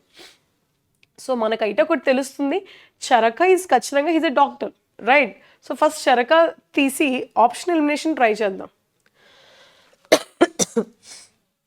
బికాజ్ ఇక్కడ మీరు బ్రహ్మగుప్తాకి వరాహమిహిర కొంచెం కన్ఫ్యూజ్ అవుతారండి. చరక మనందరికీ తెలుసు హీస్ రిలేటెడ్ టు లైక్ వైద్యం, మెడిసిన్. సో మీకు C1 అని తెలిస్తే మీరు ఖచ్చితంగా 2 ఆప్షన్స్ని ఎలిమినేట్ చేస్తారు, అదే ఈ 2.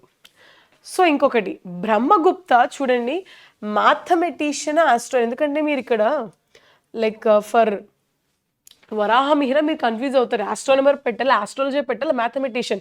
ఇంకో కామన్ ఇక్కడ మ్యాథమెటిషియన్ ఉంది. సో ఫ్రమ్ బ్రహ్మగుప్తాకి ఫస్ట్ క్రైటీరియా పెట్టండి, ఎందుకంటే బ్రహ్మగుప్తాను మీరు ఖగోళ శాస్త్రం పెట్టడానికి వీలు అవ్వదు. సో బ్రహ్మగుప్తాని మీరు ఇప్పుడు దేనికి లింక్ చేస్తారు, జామెట్రీ లింక్డ్ కాబట్టి you link him to mathematician. So D4 అని తెలిస్తే మీకు ఆన్సర్ ఏమవుతుంది, ఇది ఎలిమినేట్ చేస్తారు. So you eliminate this. So what is our answer? Answer is option 3 is the correct answer. Okay, Vishakhadatta is known for Sanskrit plays. Vishakhadatta, Mudra Rakshasa, Devichandraguptam అనే ఒక ప్లేని రాశారు. And next Varahamihira, he belongs to astronomy, ఖగోళ శాస్త్రం. So what is our answer? Answer is option 3 is the right answer. Okay, next question. 8వ ప్రశ్న, ప్రాచీన భారతీయ చరిత్రకు సంబంధించి కింది జతలను పరిశీలించండి. సో ఇక్కడ మనకి ఫస్ట్ కాలంలో లిటరరీ వర్క్ ఇచ్చారు, సెకండ్ కాలంలో ఆథర్ ఇచ్చారు. Okay, దేవిచంద్రగుప్తం, హమీర మహాకావ్య, Melinda పాన్హా and NITI వాక్యమిత్ర. And దీనికి సంబంధించిన ఆథర్ బిల్హానా, నయా చంద్రసూరి, నాగార్జున, సోమదేవసూరి. వీళ్ళకి సంబంధించి మనకి కరెక్ట్లీ మ్యాచ్డ్ అడుగుతున్నారు. ఏమడుగుతున్నారు ఇక్కడ? Correctly matched pair, which among the above is correctly matched అని అడుగుతున్నారు.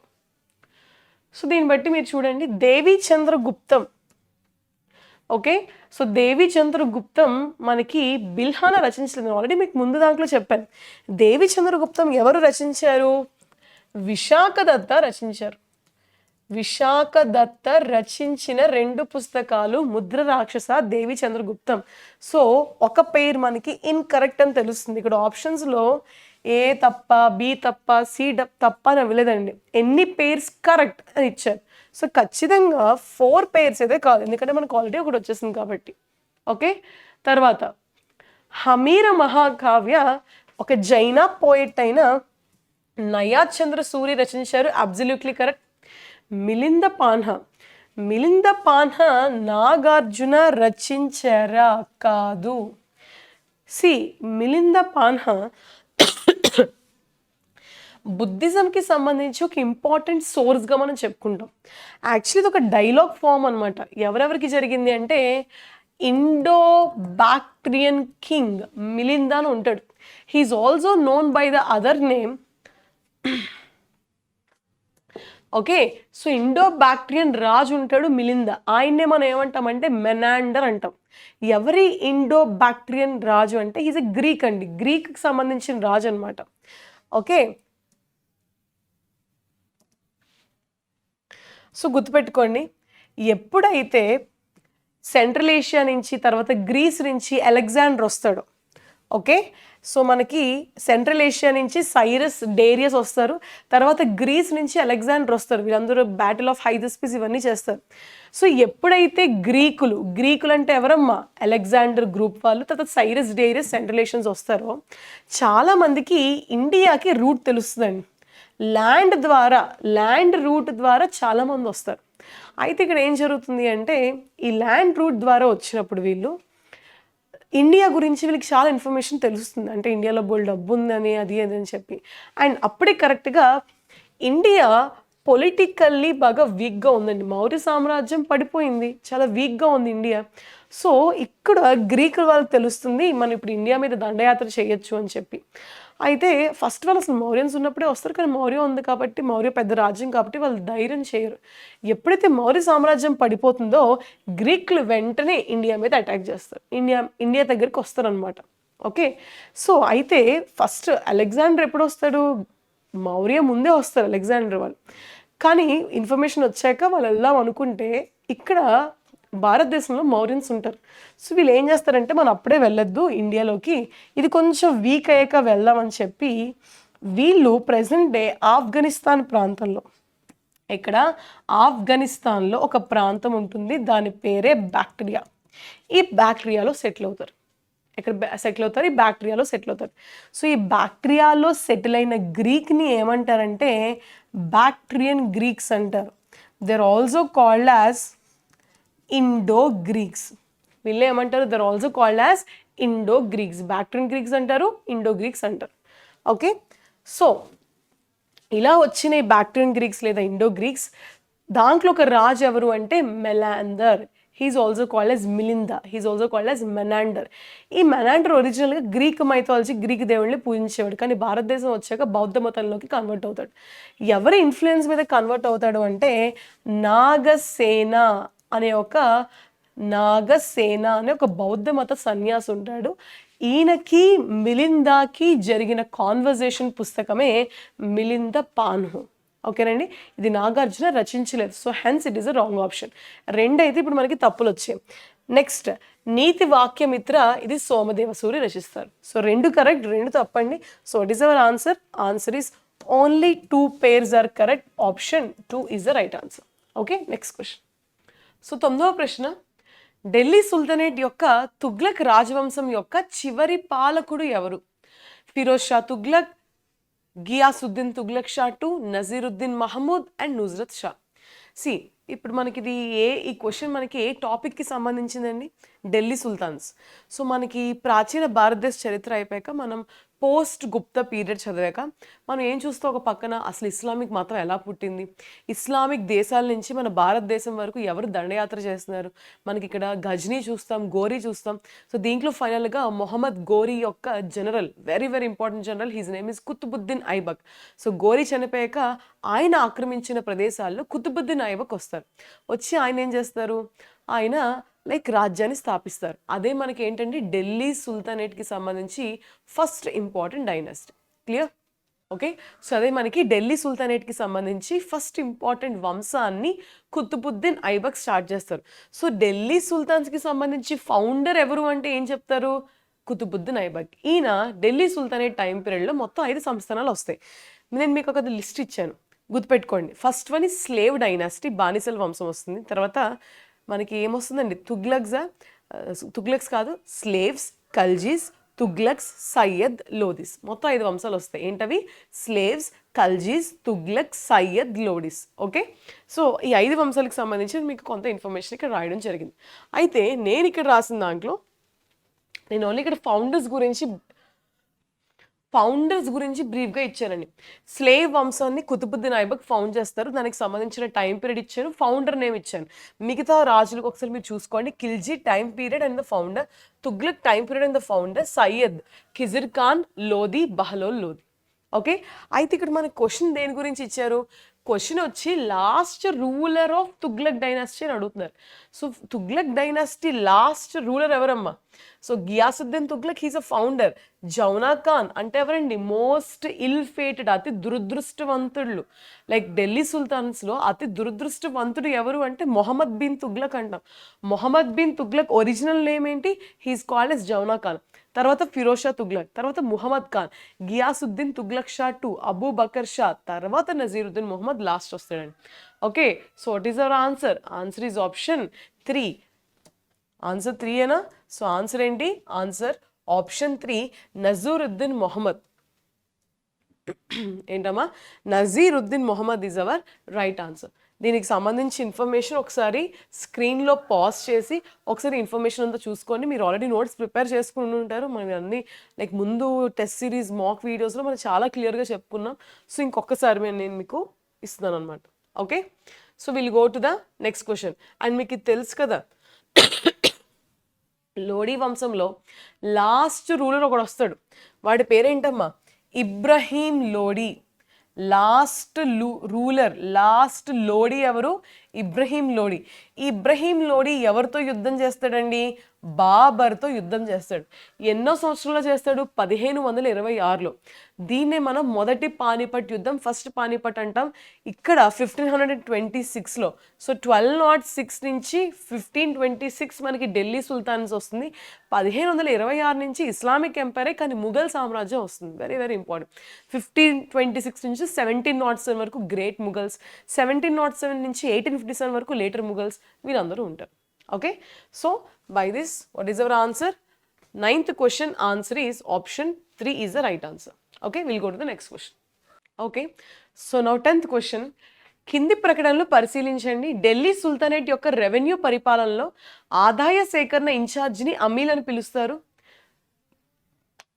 Statement number B. So B చూడండి. ఢిల్లీ సుల్తాన్లు ఇక్తా వ్యవస్థ పురాతన స్వదేశీ సంస్థ. Statement number C. ఢిల్లీలో ఖిల్జీ సుల్తాన్ల కాలంలో మీర్ బక్షి కార్యాలయం ఉనికిలోకి వచ్చింది. ఓకే, సో ఇక్కడ మనకి స్టేట్మెంట్లు ఇచ్చినప్పుడు మనకి గ్రూప్ 2 లెవెల్ కాబట్టి కొంచెం డెప్త్ చదవాలని. ఢిల్లీ సుల్తాన్స్ ముఘల్స్కి సంబంధించి అడ్మినిస్ట్రేషన్ పాయింట్ ఆఫ్ వ్యూలో మనకి క్వశ్చన్ ఇవ్వడం జరిగింది. స్టేట్మెంట్ లెవెల్ క్వశ్చన్స్ వస్తే అడ్మినిస్ట్రేషన్ నుంచి మ్యాక్సిమం 90% వస్తుంది. సో ఇక్కడ ఏమంటున్నారు, in the revenue administration of Delhi sultanate the incharge of revenue collection was known as amil. Absolutely correct అండి. ఓకే, సో అమీల్స్ అంటే ఎవరు అంటే మనకి ఈ ఇన్ఛార్జ్ ఆఫ్ రెవెన్యూగా ఉంటారు మనట. అండ్ ఈవెన్ దో ఈ అమీల్స్ మనకి ముఘల్స్ కాలంలో కూడా ఉంటారండి. ఫర్ ఎగ్జాంపుల్ ఈ అక్బర్ వీళ్ళందరూ అమీల్స్ని పీజెంట్స్కి, రైతులకి, ఫార్మర్స్కి అప్పులు, వాళ్ళకి ఏమైనా వాళ్ళు చాలా కష్టాల్లో ఉంటే ధన రూపంలో హెల్ప్ చేయడానికి అప్పులు ఇవ్వడానికి కూడా ఈ అమీల్స్ని పంపించేవారంట. సో వీళ్ళు ఏంటంటే ప్రతి ఏరియాస్లో వీళ్ళు రెవెన్యూ కలెక్షన్ చేసే officers, their incharge of the revenue collection, they're known as amils. Even in Mughals time, in Akbar and Aurangzeb time, they used to give loans to the farmers, so that farmers వీళ్ళకి డబ్బులు పరంగా ఎటువంటి ఇబ్బంది లేకుండా వాళ్ళు high quality seeds, మంచి manure వేసి మంచిగా పంటలు పండించాలని చెప్పి వీళ్ళకి స్పెషల్ లోన్స్ ఇచ్చేవారు. వీటినే తక్కావి లోన్స్ అంటారండి. Very very important, is a correct statement. Next, ఇక్తా system of sultans of Delhi was an ancient indigenous institution. Okay, so ఇక్కడ మనకి మన స్టేట్మెంట్స్ ఇచ్చారు కాబట్టి కరెక్ట్ అడుగుతున్నారా, ఇన్కరెక్ట్ అడుగుతున్నారా? కరెక్ట్ అడుగుతున్నారు. ఏ ఖచ్చితంగా ఆప్షన్స్లో ఉండాలి. ఏ ఉండాలి కాబట్టి మనం ఏం ఎలిమినేట్ చేయొచ్చు? ఆప్షన్ 3 ఎలిమినేట్ చేయొచ్చు. Iqta system of sultans of Delhi was an ancient indigenous institution. Iqta system ancient కాదు, ఇండిజినస్ అసలే కాదు. ఇది సెంట్రల్ ఏషియా, వెస్ట్ ఏషియా వాళ్ళు తీసుకొస్తారండి. దీన్ని ఎవరు తీసుకొస్తారు? ఎక్కడి నుంచి తీసుకొస్తారు? సెంట్రల్ ఏషియా, వెస్ట్ ఏషియా నుంచి తీసుకొస్తారు. ఓకే, సో దీన్ని మనకి ఎక్కడి నుంచి తీసుకొస్తారండి? సెంట్రల్ ఏషియా, వెస్ట్ ఏషియా నుంచి తీసుకొస్తారు. ఓకే, సో ఇక్కడ మనకి ఏమంటున్నారు? Office of Mir like ఇక్తా system of sultans of Delhi was an ancient indigenous institution అంటున్నారు. ఇండిజినస్ కాదు, ఇది సెంట్రల్ ఏషియా, వెస్ట్రన్ ఏషియా నుంచి తీసుకొస్తారు. సో ఇది మనకి wrong statement. So be wrong కాబట్టి మనకు ఆప్షన్స్లో ఇంకేం ఉండకూడదండి? బి ఉండకూడదు, 2 ఉండకూడదు, 4 ఉండకూడదు. ఎందుకంటే రెండిట్లో బి ఉంది, సరైందని అడిగారు. ఇది తప్పు అనమాట. సో మీరు డైరెక్ట్గా స్టేట్మెంట్ 3 చదవకుండా, సి చదవకుండా ఆన్సర్ పెట్టచ్చు. What is our answer? Answer is option 1 is the right answer. What is our answer? Answer is option 1 is the right answer. Third statement కూడా చెక్ చేద్దాం. Office of Mir Bakshi came in to existence during the reign of Khilji sultans of Delhi.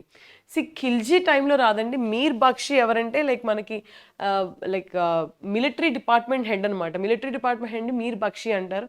అయితే ఇది మనకి ఎప్పుడు వచ్చిందన్నారు? ఖిల్జీ కాదండి, అక్బర్ టైంలో వస్తుందండి. ఎవరి టైంలో వస్తుంది? అక్బర్ టైంలో వస్తుంది. సో అక్బర్ ఎవరు అంటే ముఘల్ రాజు. అక్బర్ ఎవరు వస్తారు? ముఘల్.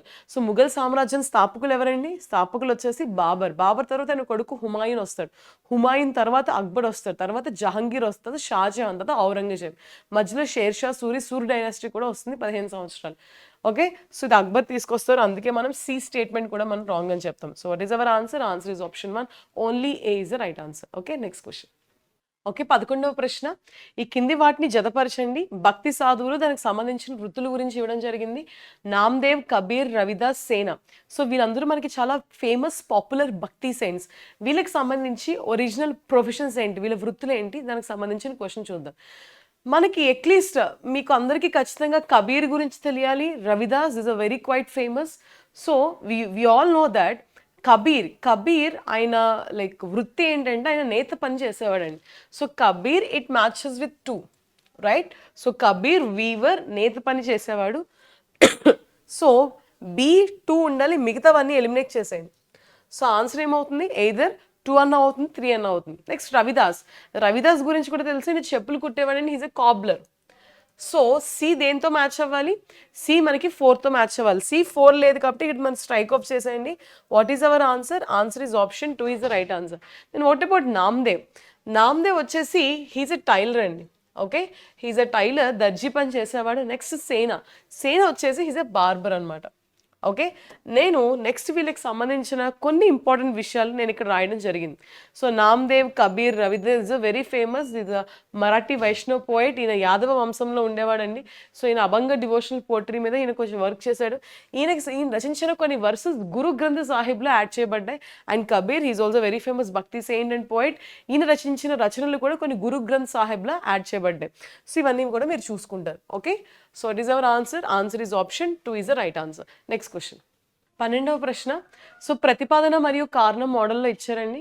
సో ప్రతిపాదన, షాజహాన్ పాలనలో దారా షికోను, బదాఖ్షను మరియు కాందహార్పై దండయాత్రకు పంపారు. దీనికి కారణం షాజహాన్ మధ్య ఆసియా పంపిన దండయాత్ర అద్భుత విజయాన్ని సాధించింది. సో ఇక్కడ మనకి ముఘల్స్కి సంబంధించిన పాలకులు మీకు ఐడియా ఉన్నారు కదా. ఓకే, నేను ఒక చిన్న ఇక్కడ వేసాను. అయితే వీళ్ళది మొత్తం ముఘల్ రాజులకు సంబంధించిన ఇన్ఫర్మేషన్ ఇవ్వలేదండి, లేటర్ ముఘల్ స్కిప్ చేశాను. సో మనకి బాబర్, హుమాయూన్ మధ్యలో సూర్ డైనాసిటీ 15 సంవత్సరాలు వస్తుంది, మళ్ళీ హుమాయూన్. ఇక్కడ మీరు గుర్తుపెట్టుకోవాల్సింది ఏంటంటే మనకి ఇలా కూడా బిట్టాడు కచ్చండి. ఏ ఢిల్లీ సుల్తాన్ రాజు 2 సార్లు రాజు అవుతాడు. 2 సార్లు రాజైన రాజు ఎవరు అంటే హుమాయూన్. అయితే అనుకోకుండానే మళ్ళీ ఆయన రాజైన వెంటనే చనిపోవడం జరుగుతుంది. అక్బర్, నెక్స్ట్ జహాంగీర్, షాజహాన్, ఔరంగజేబ్, ఇది ఆల్రెడీ మనం చూసుకున్నాం. సో షాజహాన్, ఓకే, సో మనకి దేని గురించి ఇచ్చారండి? షాజహాన్ కొడుకులే మనకి ఔరంగజేబ్, దారా షికో, ఇంకా చాలా మంది ఉంటారు. So Dara Shikoh was sent on expedition to Balkh, Badakhshan and Kandahar. Yes, this is absolutely correct. ఇది మనకి కరెక్ట్ స్టేట్మెంట్ అండి. ఏ కరెక్టే, ఏ సరైనది కాబట్టి ఇది కొట్టేయండి. ఓకే, దీనికి రీజన్ ఏమి ఇచ్చారు? Expedition sent by Shah Jahan to the middle east, it was a marvellous success. No, it is a big failure. So మనకి ఏ సరైనది కానీ ఆర్ సరికానిది. సో ఆన్సర్ ఏమవుతుంది? Answer is option 3 is the right answer. Actually Shah Jahan టైంలో మనకి చాలా లాస్ జరుగుతాయండి. షాజహాన్ చేసిన కొన్ని తప్పులు ఏంటంటే విపరీతంగా ఎక్స్పెడిషన్స్ మీద ఖర్చు పెడతాడు, పెద్ద పెద్ద బిల్డింగ్స్, హెవీ బిల్డింగ్స్ కట్టిస్తాడు. ఇలా చాలా ముఘల్స్ ట్రెజరీ ఇక్కడ మనకి వేస్ట్ అవుతుంది అనమాట. మళ్ళీ ఔరంగజేబ్ దాన్ని రివైవ్ చేస్తాడు అనమాట. ఓకే, సో ఆన్సర్ ఏంటి? Answer is option 3 is the right answer. Next question, 13వ ప్రశ్న. అగైన్ మనకి match the following model question ఇచ్చారండి. ఇక్కడ చూడండి, ఇక్తా, జాగీర్, అమరం, మొకాసా. సో ఇవన్నీ మనకి ఏంటి? మనకి లైక్ కింగ్స్ అడ్మినిస్ట్రేషన్లో మనకి రాజ్యం అంతా ముక్కలు ముక్కలుగా విభజించేవారు. సో రాజు ఎక్కడో సెంటర్లో ఉంటాడు కాబట్టి ఆయన he can't go to each and every part of the umpire. కాబట్టి ఏం చేసేవారు? ముక్కలు ముక్కలుగా చేసి ఒక్కొక్క పీస్ ఆఫ్ ల్యాండ్ని ఒక్కొక్క ఆఫీసర్కి ఇన్ఛార్జ్గా ఇచ్చేవారు. ఓకే, సో వీటి ఇప్పుడు ఏం చేయాలి? ఈ piece of land, for example దీంట్లో ఉన్న ఇక్కడ ఉన్నవాడిని ఇక్తాదార్ అంటారు, ఈ పీస్ని ఇక్తా అంటారు. ఓకే, సో ఇక్తాదార్ ఆ పీస్ ఆఫ్ ల్యాండ్లో కంప్లీట్గా రెవెన్యూ కలెక్ట్ చేసి కొంత డబ్బులు ఆయన ఉంచుకొని మిగతాది రాజు కోశాగారానికి పంపాలి. And also he has to maintain certain army. ఇలా ఒక్కొక్క రాజ్యంలో ఈ పీస్ ఆఫ్ ల్యాండ్ని ఒక్కొక్క పేరుతో పిలిచేవారండి. సో ఇక్తాని కొన్ని ప్రాంతాల్లో జాగీర్, అమరం, మొకాసా. సో ఇప్పుడు మనకి ఏంటంటే ఈ పదాలు ఏ ఏ సామ్రాజ్యానికి సంబంధించినవి. Okay, will see. For example iqta. Iqta మనకి దేనికి సంబంధించింది? Delhi sultans. So it matches with 2. 2తో మ్యాచ్ అవుతుంది కాబట్టి ఇది మనం ఇక్కడ ఎలిమినేట్ చేసేయచ్చండి. Delhi sultan system, Delhi sultan అడ్మినిస్ట్రేషన్లో మనకి ఈ ల్యాండ్స్ని, పీస్ ఆఫ్ ల్యాండ్స్ని ఇక్తాస్ అంటారు. ఓకే, సో ఆన్సర్ మీకు 2 అన్న అవుతుంది, 3 అన్న అవుతుంది. నెక్స్ట్ జాగీర్ మనకి ఎక్కడ సంబంధించింది? Jagir it belongs to Mughals. So B3, రెండిట్లోనే B3 ఉంది. సో అమరం మనకి విజయనగరం సామ్రాజ్యానికి సంబంధించిందండి. అమరం విజయనగరం. అండ్ మిగిలింది ఏంటమ్మా? మొకాసా వచ్చేసి మనకి ఇంకేముంది? మరాఠాల్. So what is our answer? Answer is option 2 is the correct answer. Very easy question అండి. మీరు ఇక్తా, జాగీర్తో హాఫ్ ఆప్షన్స్ ఎలిమినేట్ చేయొచ్చు. విజయనగరం మీకు తెలిస్తే ఐడియా వచ్చేస్తుంది. So answer is option 2 is the correct answer. Next question, 14వ ప్రశ్న. సో మనకి అగైన్ అసర్షన్ అండ్ రీజనింగ్, ప్రతిపాదన మరియు కారణం. అక్బర్ చక్రవర్తి 1581లో భారీ సైన్యంతో ఆఫ్ఘనిస్తాన్ వైపు నడిచాడు. దీనికి కారణం అతను మధ్య ఆసియాలోని తన పూర్వీకుల దేశమైన ఫర్గానాకు తిరిగి స్వాధీనం చేసుకునేందుకు వెళ్ళాడు. సో దీనికి సంబంధించి ఏంటి? A and R are true. R is the correct explanation of A. R is not the correct explanation of A. A is true, R is false, and A is false, but R is true. So what is the correct answer? And see, Emperor Akbar. So వీళ్ళకి సంబంధించిన chronology మనం ముందే చూసాము. So emperor Akbar he marched towards Afghanistan in 1581 with a huge army. Yes, ఇది కరెక్టే. ఈ statement మనకి correct అండి, ప్రతిపాదన కరెక్టే. సో మనం 4 ఎలిమినేట్ చేసేయచ్చు. ఓకే, 4 ఎలిమినేట్ చేసేయచ్చు. But what about reason? He was on his way to reclaim his ancestral country of Fargana in Central Asia. అందుకు కాదండి, యాక్చువల్లీ ఏమవుతుందంటే అక్బర్కి ఒక బ్రదర్ ఉంటాడు, వాడి పేరు ఏంటంటే మీర్జా ముహమ్మద్ హకీమ్. సో ఈయనని అక్కడ అంటే అక్బర్కి ఈయనకి పర్సనల్గా ఇష్యూస్ ఉన్నాయి. సో అక్బర్కి అగెయిన్స్ట్ కొన్ని రెబల్స్ ఈయన్ని ఆఫ్ఘన్కి రాజు చేస్తారు. సో ఆయన్ని గద దించాలి, ఇదొక ఎయిమ్. ఇంకొకటి ఏంటంటే అక్బర్ ఎప్పటి నుంచో ఆఫ్ఘనిస్తాన్ని కంట్రోల్ చేస్తున్నాడు. అక్బర్ ఏంటంటే అక్కడ వెళ్ళి రూల్ చేద్దామని కాదు, మొత్తం ఇండియాతో పాటు ఆఫ్ఘనిస్తాన్ అడ్మినిస్టర్ చేయాలి. సో ఇక్కడ నుంచి చాలామంది రూలర్స్ని, అంటే ఇక్కడ నుంచి భారతదేశం నుంచి ఆఫీసర్స్ని అక్కడ మీరు వెళ్ళండి, అక్కడికి మీరు వెళ్ళి కంట్రోల్ చేయండి అని చెప్తారు. కానీ చాలామంది మన దాంట్లో ఉన్న హిందూ ఆఫీసర్స్ ఎవరు వెళ్ళరండి, ఎందుకంటే వాళ్ళకి ఒక ప్రాబ్లం ఉంటుంది. సింధు అది దాటి వెళ్తే ఏదో అపచారం పాపం చేసినట్టు వాళ్ళు ఫీల్ అవుతారు. సో ఇది ఒక ట్యాబూలో ఉండిపోయింది. ఈ ట్యాబూని రిమూవ్ చేయడానికి అక్బర్ ఏం చేసేవారంటే, నేనే మీకు వెళ్ళి చూపిస్తాను, ఏం అవ్వదని చెప్పడానికి అక్బర్ కావాలని ఆఫ్ఘనిస్తాన్కి, లైక్ బెంగాల్ నుంచి ఆఫ్ఘనిస్తాన్, బెంగాల్ అనెక్సేషన్ తర్వాత ఆఫ్ఘనిస్తాన్కి వెళ్తారండి. ఓకే, ఎందుకు? To remove the taboo and also వాళ్ళ బ్రదర్ హకీమ్ని గద్దె నుంచి దింపడానికి. So 2 reasons. అంతేకాని to reclaim his ancestral country of Ferghana in central Asia, no, this is not the correct reason. So what is the answer? Answer is option 3, ఏ సరైనది కానీ or సరికానిది. Answer is option 3 is the correct answer. Okay, next question 15వ ప్రశ్న. So ఇక్కడ మనకి with reference to medieval India అంటే Delhi sultans అవ్వచ్చు, ముఘల్స్ అవ్వచ్చు, which one of the following is the correct sequence in ascending order in terms of size? Okay, ascending order అంటే చిన్న నుంచి పెద్ద. ఓకే, డిసెండింగ్ అంటే పెద్ద నుంచి చిన్న. ఓకే, సో ఇక్కడ మనం రాసేసుకుందాం. లైక్ అసెండింగ్ ఆర్డర్ అన్నారు కాబట్టి స్మాల్ టు బిగ్ రాసేసుకుంటే క్లారిటీ వస్తుందండి, small to big. Okay, so pargana sarkar suba, sarkar pargana Suba, Suba sarkar పరగణ, పరగణ suba సర్కార్. సరే, ఈ పదాలు మీకు ఎక్కడెక్కడ కనిపిస్తాయండి? ఈ పదాలు మనకి ఎక్స్క్లూజివ్గా ముఘల్స్ కాలంలో మనం చాలా రాజులకు సంబంధించి అడ్మినిస్ట్రేషన్ చదువుతాం, కానీ ద మోస్ట్ ఇంపార్టెంట్ అడ్మినిస్ట్రేషన్ మనం ఎక్కడ చదువుతాం? అక్బర్స్ టైం పీరియడ్లో చదువుతాం. అక్బర్ అడ్మినిస్ట్రేషన్ మనం సపరేట్గా చదువుతాం ఒక టాపిక్గా. Excuse me. సో అక్కడ మనకి కరెక్ట్గా ఈ పాయింట్స్ వస్తాయండి. అక్బర్ అడ్మినిస్ట్రేషన్ దగ్గర కరెక్ట్గా మనకి ఈ పాయింట్స్ వస్తాయి. ఓకే, సో ఇప్పుడు నేను మీకు లైక్ టైం సేవ్ చేయడానికి నేను మీకు ఒక క్లియర్ అడ్మినిస్ట్రేటివ్ ఆస్పెక్ట్ ఇచ్చానండి. ఒకసారి ఇక్కడ చూడండి. సో ఇక్కడ మనకి ఏంటి అంటే అక్బర్ కాలంలో రాజ్యం అంటే ఎంపైర్ని, okay, so empire it was divided into many subas, చాలా సుబాల కింద మనం విభజించుకున్నాం. అయితే మళ్ళీ సుబాస్ని మెనీ సర్కార్స్ కింద విభజించారండి. మెనీ సర్కార్స్ని పరగణాస్ కింద విభజించారు. ఫైనల్గా the lowest level of administration ఏంటి అంటే విలేజ్, దట్ ఈజ్ గ్రామం. అదేంటమ్మా? గ్రామం. ఓకే, సో మీకు అర్థమవుతుంది కదా, empire is completely divide into many subas. And subas అంటే ప్రెసెంట్ మీరు ప్రోవిన్స్ ఆర్ రాష్ట్రం అనుకోవచ్చండి. సుబాస్ని మళ్ళీ జిల్లాలుగా విభజించుకున్నాం, జిల్లాని సబ్ డిస్ట్రిక్ట్ సిటీస్ కింద విభజించుకున్నాం. దాన్ని the basic level of unit of administration is village, that is గ్రామం. ప్రతి దానికి ఒక్కొక్క హెడ్ ఉంటాడండి. అండ్ సుబా హెడ్ని మనం ఏమంటామంటే సుబేదార్, మీన్స్ గవర్నర్. సర్కార్కి 2 టైప్స్ ఆఫ్ హెడ్స్ ఉంటారు, ఒకటి ఫౌజ్దార్, ఒకటి అమల్ గుజార్. ఫౌజ్దార్ యొక్క రెస్పాన్సిబిలిటీ ఏంటి? లా అండ్ ఆర్డర్ మెయింటైన్ చేయాలి. అమల్ గుజార్ యొక్క రెస్పాన్సిబిలిటీ ఏంటి? ల్యాండ్ రెవెన్యూ కలెక్షన్ చేయాలి, అసెస్మెంట్ అంటే ల్యాండ్ రెవెన్యూ రికార్డ్స్ ఇవన్నీ మెయింటైన్ చేయాలి. Shiqdar he's a executive officer. And muqaddam గ్రామ పెద్ద, విలేజ్ హెడ్మెన్.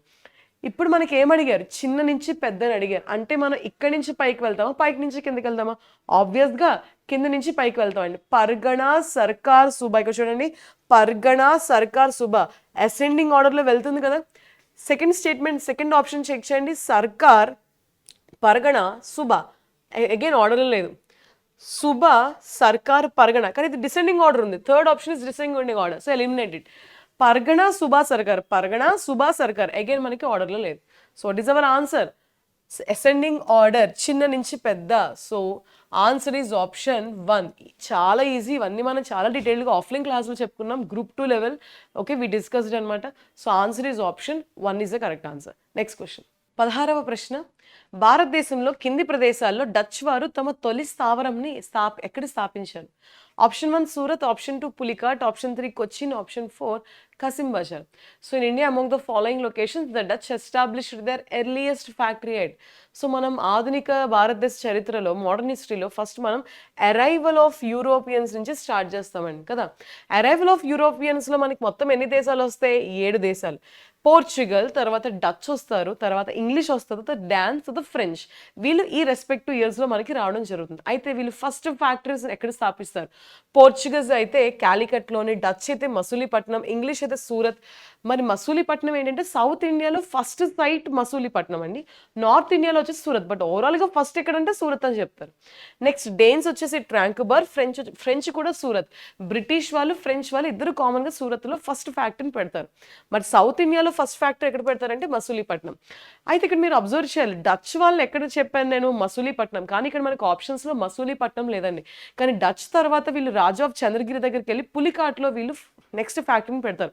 అదే వీళ్ళ ఫస్ట్ హెడ్ క్వార్టర్స్ అవుతుంది. సో ఇక్కడ మనకి మసూలీపట్నం ఆప్షన్స్లో లేదు కాబట్టి ఆన్సర్ ఏం పెడతాము? ఫస్ట్ హెడ్ క్వార్టర్స్ అని కన్సిడర్ చేస్తే so it is our answer. Answer is option 2 Pulicat is the right answer. Okay, మీరు ఖచ్చితంగా ఈ టేబుల్ బై హార్ట్ చేయాలి, ఇయర్స్ చూడాలి, వాళ్ళు ఫస్ట్ ఫ్యాక్టరీస్ ఎక్కడ పెట్టాడో కూడా స్థాపించాలి, చూడాలి. ఖచ్చితంగా ఇవి మీరు బై హార్ట్ చేయాల్సిందే. Okay, so will go to the next question. 17వ ప్రశ్న. సో మనకి ఆర్థికంగా 19వ శతాబ్దంలో భారతదేశంలో బ్రిటిష్ పాలన ఫలితంగా జరిగినది ఏంటి? భారతీయ హస్తకళల ఎగుమతుల్లో పెరుగుదల, భారతీయ యాజమాన్యంలోని కర్మాగారాల సంఖ్యలో పెరుగుదల, భారతీయ వ్యవసాయంలో వాణిజ్యీకరణ చోటు చేసుకుంది, ఆప్షన్ 4 పట్టణ జనాభా వృద్ధిలో పెరుగుదల. ఓకే, సో మనకి ఇక్కడ ఏమడుతున్నారంటే బ్రిటిష్ రూల్ ఎప్పుడైతే మనకి 1608లో బ్రిటన్ మనకి భారతదేశంలోకి ఎంటర్ అయిందో 1757 battle of Plassey, 1764 battle of Buxar ద్వారా ఫస్ట్ పొలిటికల్ అనెక్సేషన్ మనకి స్టార్ట్ చేస్తున్నాను. ఇక్కడ నుంచి రెగ్యులేటింగ్ యాక్ట్ 1773 నుంచి ఇంకా చాలా చట్టాల ద్వారా మనకి ఇది పొలిటికల్ అడ్మినిస్ట్రేషన్లోకి ఇది ఇన్వాల్వ్ అవుతుంది. అయితే దీనివల్ల మనకి ఏ విధంగా ఇండియా ఎఫెక్ట్ అయిందని అడుగుతున్నారండి. ఓకే, సో ఇప్పుడు మనం ఒక్కొక్కటి డీకోడ్ చేసుకుంటూ వెళ్దాం. ఎక్స్పోర్ట్స్ పెరిగాయా? హ్యాండీక్రాఫ్ట్స్ పెరగలేదు. ఎందుకంటే వెస్ట్రన్ కంట్రీస్ వాళ్ళు వాళ్ళు మోడర్న్ డ్రెస్సెస్ వేసుకుంటారు. ఇక్కడ హ్యాండీక్రాఫ్ట్స్ అంటే వాళ్ళకి ఉంటుంది కానీ క్రేజ్ మరీ అంత ఎక్స్పోర్ట్స్ పెరిగిపోయేంత లేదండి. ఈవెన్ మన చేనేత పరిశ్రమలన్నీ మూసుకుపోయాయి, ఇది మీ అందరికీ తెలిసిందే. సో 1 తప్పు అనమాట.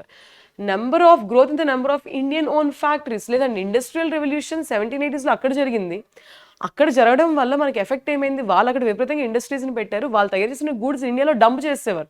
Because India is the biggest market. India, China, Africa జనాభా ఎక్కువ కాబట్టి పెద్ద మార్కెట్ ఇది. సో అక్కడి నుంచి ఇక్కడికి వచ్చే కానీ ఇక్కడి నుంచి అక్కడికి వెళ్ళలేదు. సో అక్కడ ఫ్యాక్టరీస్ పెట్టారు.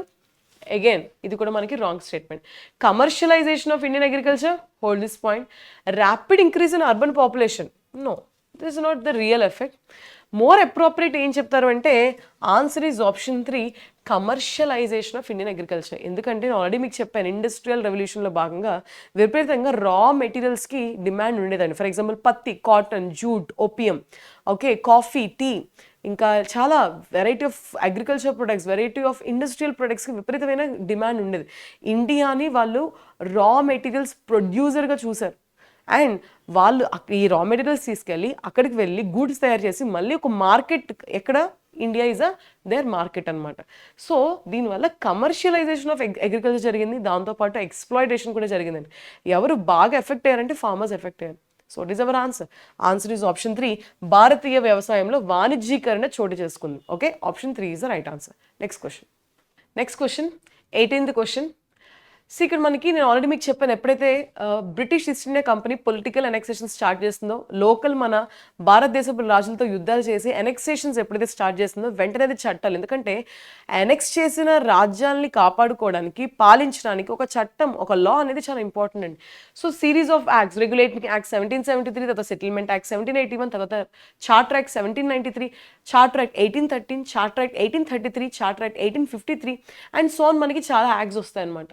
ఓకే, సో ఇక్కడ మనకి చూడండి యాక్ట్స్ ఇచ్చారు. Pits India act of 1784. Okay, so దీనికి సంబంధించి ఇంపార్టెంట్ థింగ్స్ ఇప్పుడు మనం మ్యాచ్ ద ఫాలోయింగ్ చేయాలి. ఐ థింక్ ఇది match the following model question అండి. ఎస్, సో మనకి ఏ ప్రొవిజన్ దేంతో సూట్ అవుతుంది? Charter act of 1813, regulating act, pits India act, pits India యాక్ట్లో ద మోస్ట్ ఇంపార్టెంట్ పాయింట్ ఏంటమ్మా, company directors, board of control, control of directors, ఆ point ఎక్కడన్నా ఉందా? So setup A board of control in Britain to fully regulate the East India company's trade monopoly in India was ended. The power to govern was transferred from the East India Company to British Crown. The company's directors were asked to present to the British government all correspondence and documents pertinent to the administration of the company. So what is the answer? Okay, Telugu medium lo chuddamandi. సరే, east India company పూర్తిగా నియంత్రించేందుకు బ్రిటన్లో board of కంట్రోల్ని ఏర్పాటు చేశారు.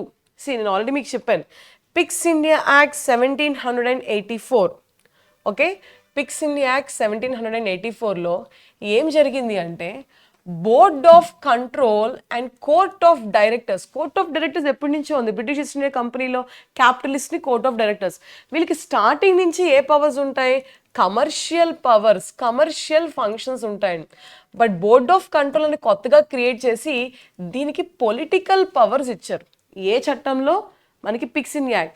East India కంపెనీని పూర్తిగా నియంత్రించేందుకు బ్రిటన్లో బోర్డ్ ఆఫ్ కంట్రోల్ని ఏర్పాటు చేసింది పిట్స్ ఇండియా యాక్ట్. సో D1తో మ్యాచ్ అవుతుంది. D1తో మ్యాచ్ అవుతుంది కాబట్టి ఈ రెండు కొట్టేయండి. అర్థమవుతుందా? ఈ రెండు కొట్టేస్తారు మీరు. తర్వాత మనకి లైక్ భారతదేశంలో కంపెనీ వాణిజ్య గుత్తాధిపత్యం ముగిసింది. సో కంపెనీకి సంబంధించి ట్రేడ్ మోనోపోలీ కంప్లీట్గా ఎండ్ అయ్యిందండి. ఏది ఎండ్ చేసిందంటే చార్టర్ యాక్ట్ 1813. ఓకే, 1 సెకండ్, ఇక్కడ కంప్లీట్గా ఎండ్ అయిందంటే 1833 companies trade monopoly in India. ఇక్కడ చూడండి, తెలుగు ట్రాన్స్లేషన్లో అంత క్లియర్గా లేదు కానీ ఇంగ్లీష్లో చూస్తే company trade monopoly in India was ended. Completely ended అంటే Saint Helena act, also called as charter act of 1833 అని చెప్తాం. కానీ ఇక్కడ ఏంటి, companies trade monopoly except tea trade and except trade with China మోనోపోలీని ఎండ్ చేశారండి. ఎస్, ఇది మనకి ఇచ్చిన దాంట్లో 1833 లేదు కాబట్టి ఆబ్వియస్గా మీరు ఆన్సర్ ఏం పెడతారు? 2 it compulsorily matches with A అండి. Okay, 2 it matches with A. ఇక్కడ మిగిలిన ఆప్షన్స్లో ఏమన్నా ఉన్నాయి అలా? 2Aతో మ్యాచ్ అవుతుంది, రెండిట్లోని 2Aతోనే మ్యాచ్ అవుతుంది. సో ఇంకా మనకు ఆప్షన్ ఎలిమినేషన్ అవ్వలేదండి. పాలన అధికారం ఈస్ట్ ఇండియా కంపెనీ నుండి బ్రిటిష్ క్రౌన్కి బదిలీ చేయబడింది. పాలన అధికారం ఈస్ట్ ఇండియా కంపెనీ నుండి బ్రిటిష్ క్రౌన్కి బదిలీ చేయబడింది. సో ఇది మనం దేంతో చెప్పచ్చు? Like power to govern was transfer from the East India company to the British crown.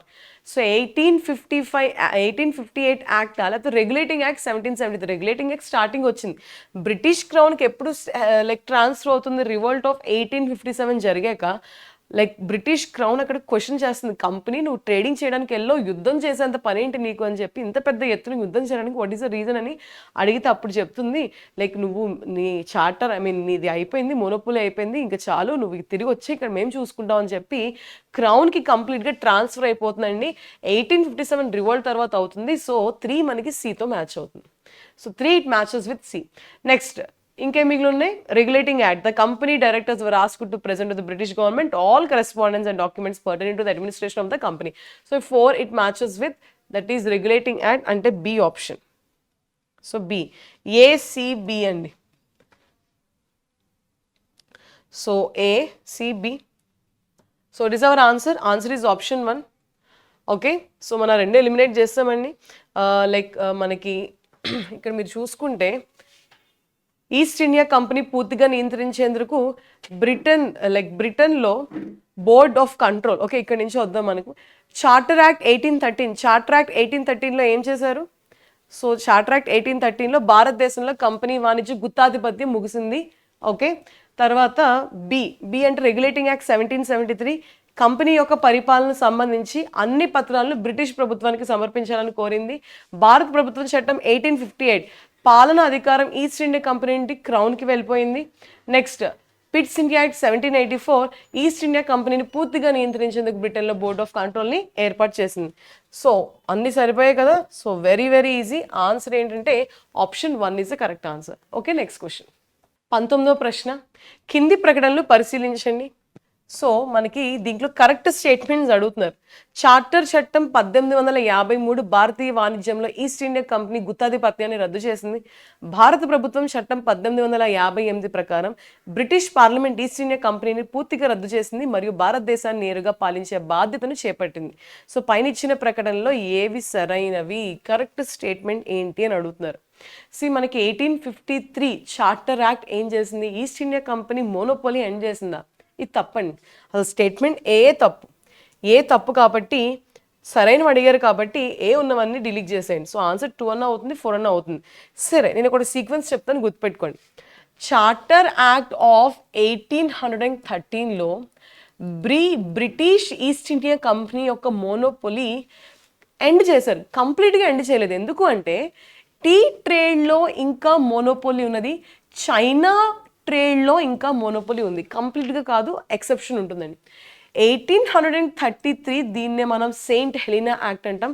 దీంతో మొత్తానికి కంప్లీట్గా ఎండ్ చేస్తారు. ఇక్కడ 1833 రావాలి, 1853 కాదు. సో అందుకే తప్పు అనమాట.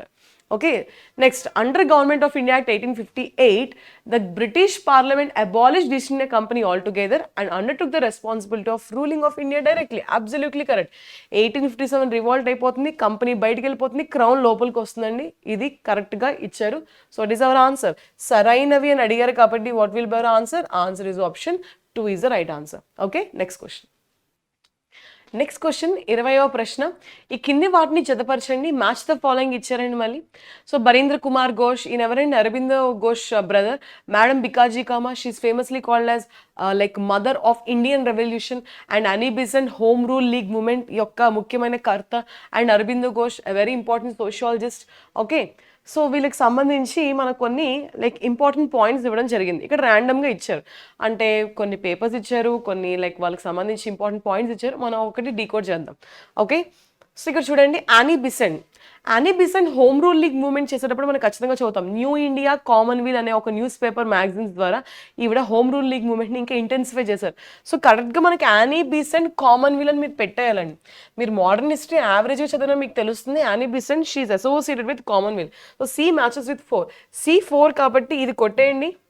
నెక్స్ట్ ఇంకేం కొట్టేయచ్చండి? ఇది కూడా కొట్టేయచ్చు. ఓకే, తర్వాత అరబిందో ఘోష్ ఇక్కడ వందే మాత్రం ఇచ్చారు, కానీ రవీంద్రనాథ్ ఠాగూర్ పేరు ఇవ్వలేదు అనుకుంటున్నారా? Aurobindo Ghosh actually it is associated with Vande Mataram. He called వందే మాత్రం ఆఫ్ బెంగాల్. ఓకే, సో ఇక్కడ మనకి D1తో like D it matches with 1 అండి. సో ఖచ్చితంగా అప్పుడు ఆన్సర్ ఇంకా మనం ఆన్సర్ ఇంకా మనం చూడలేము.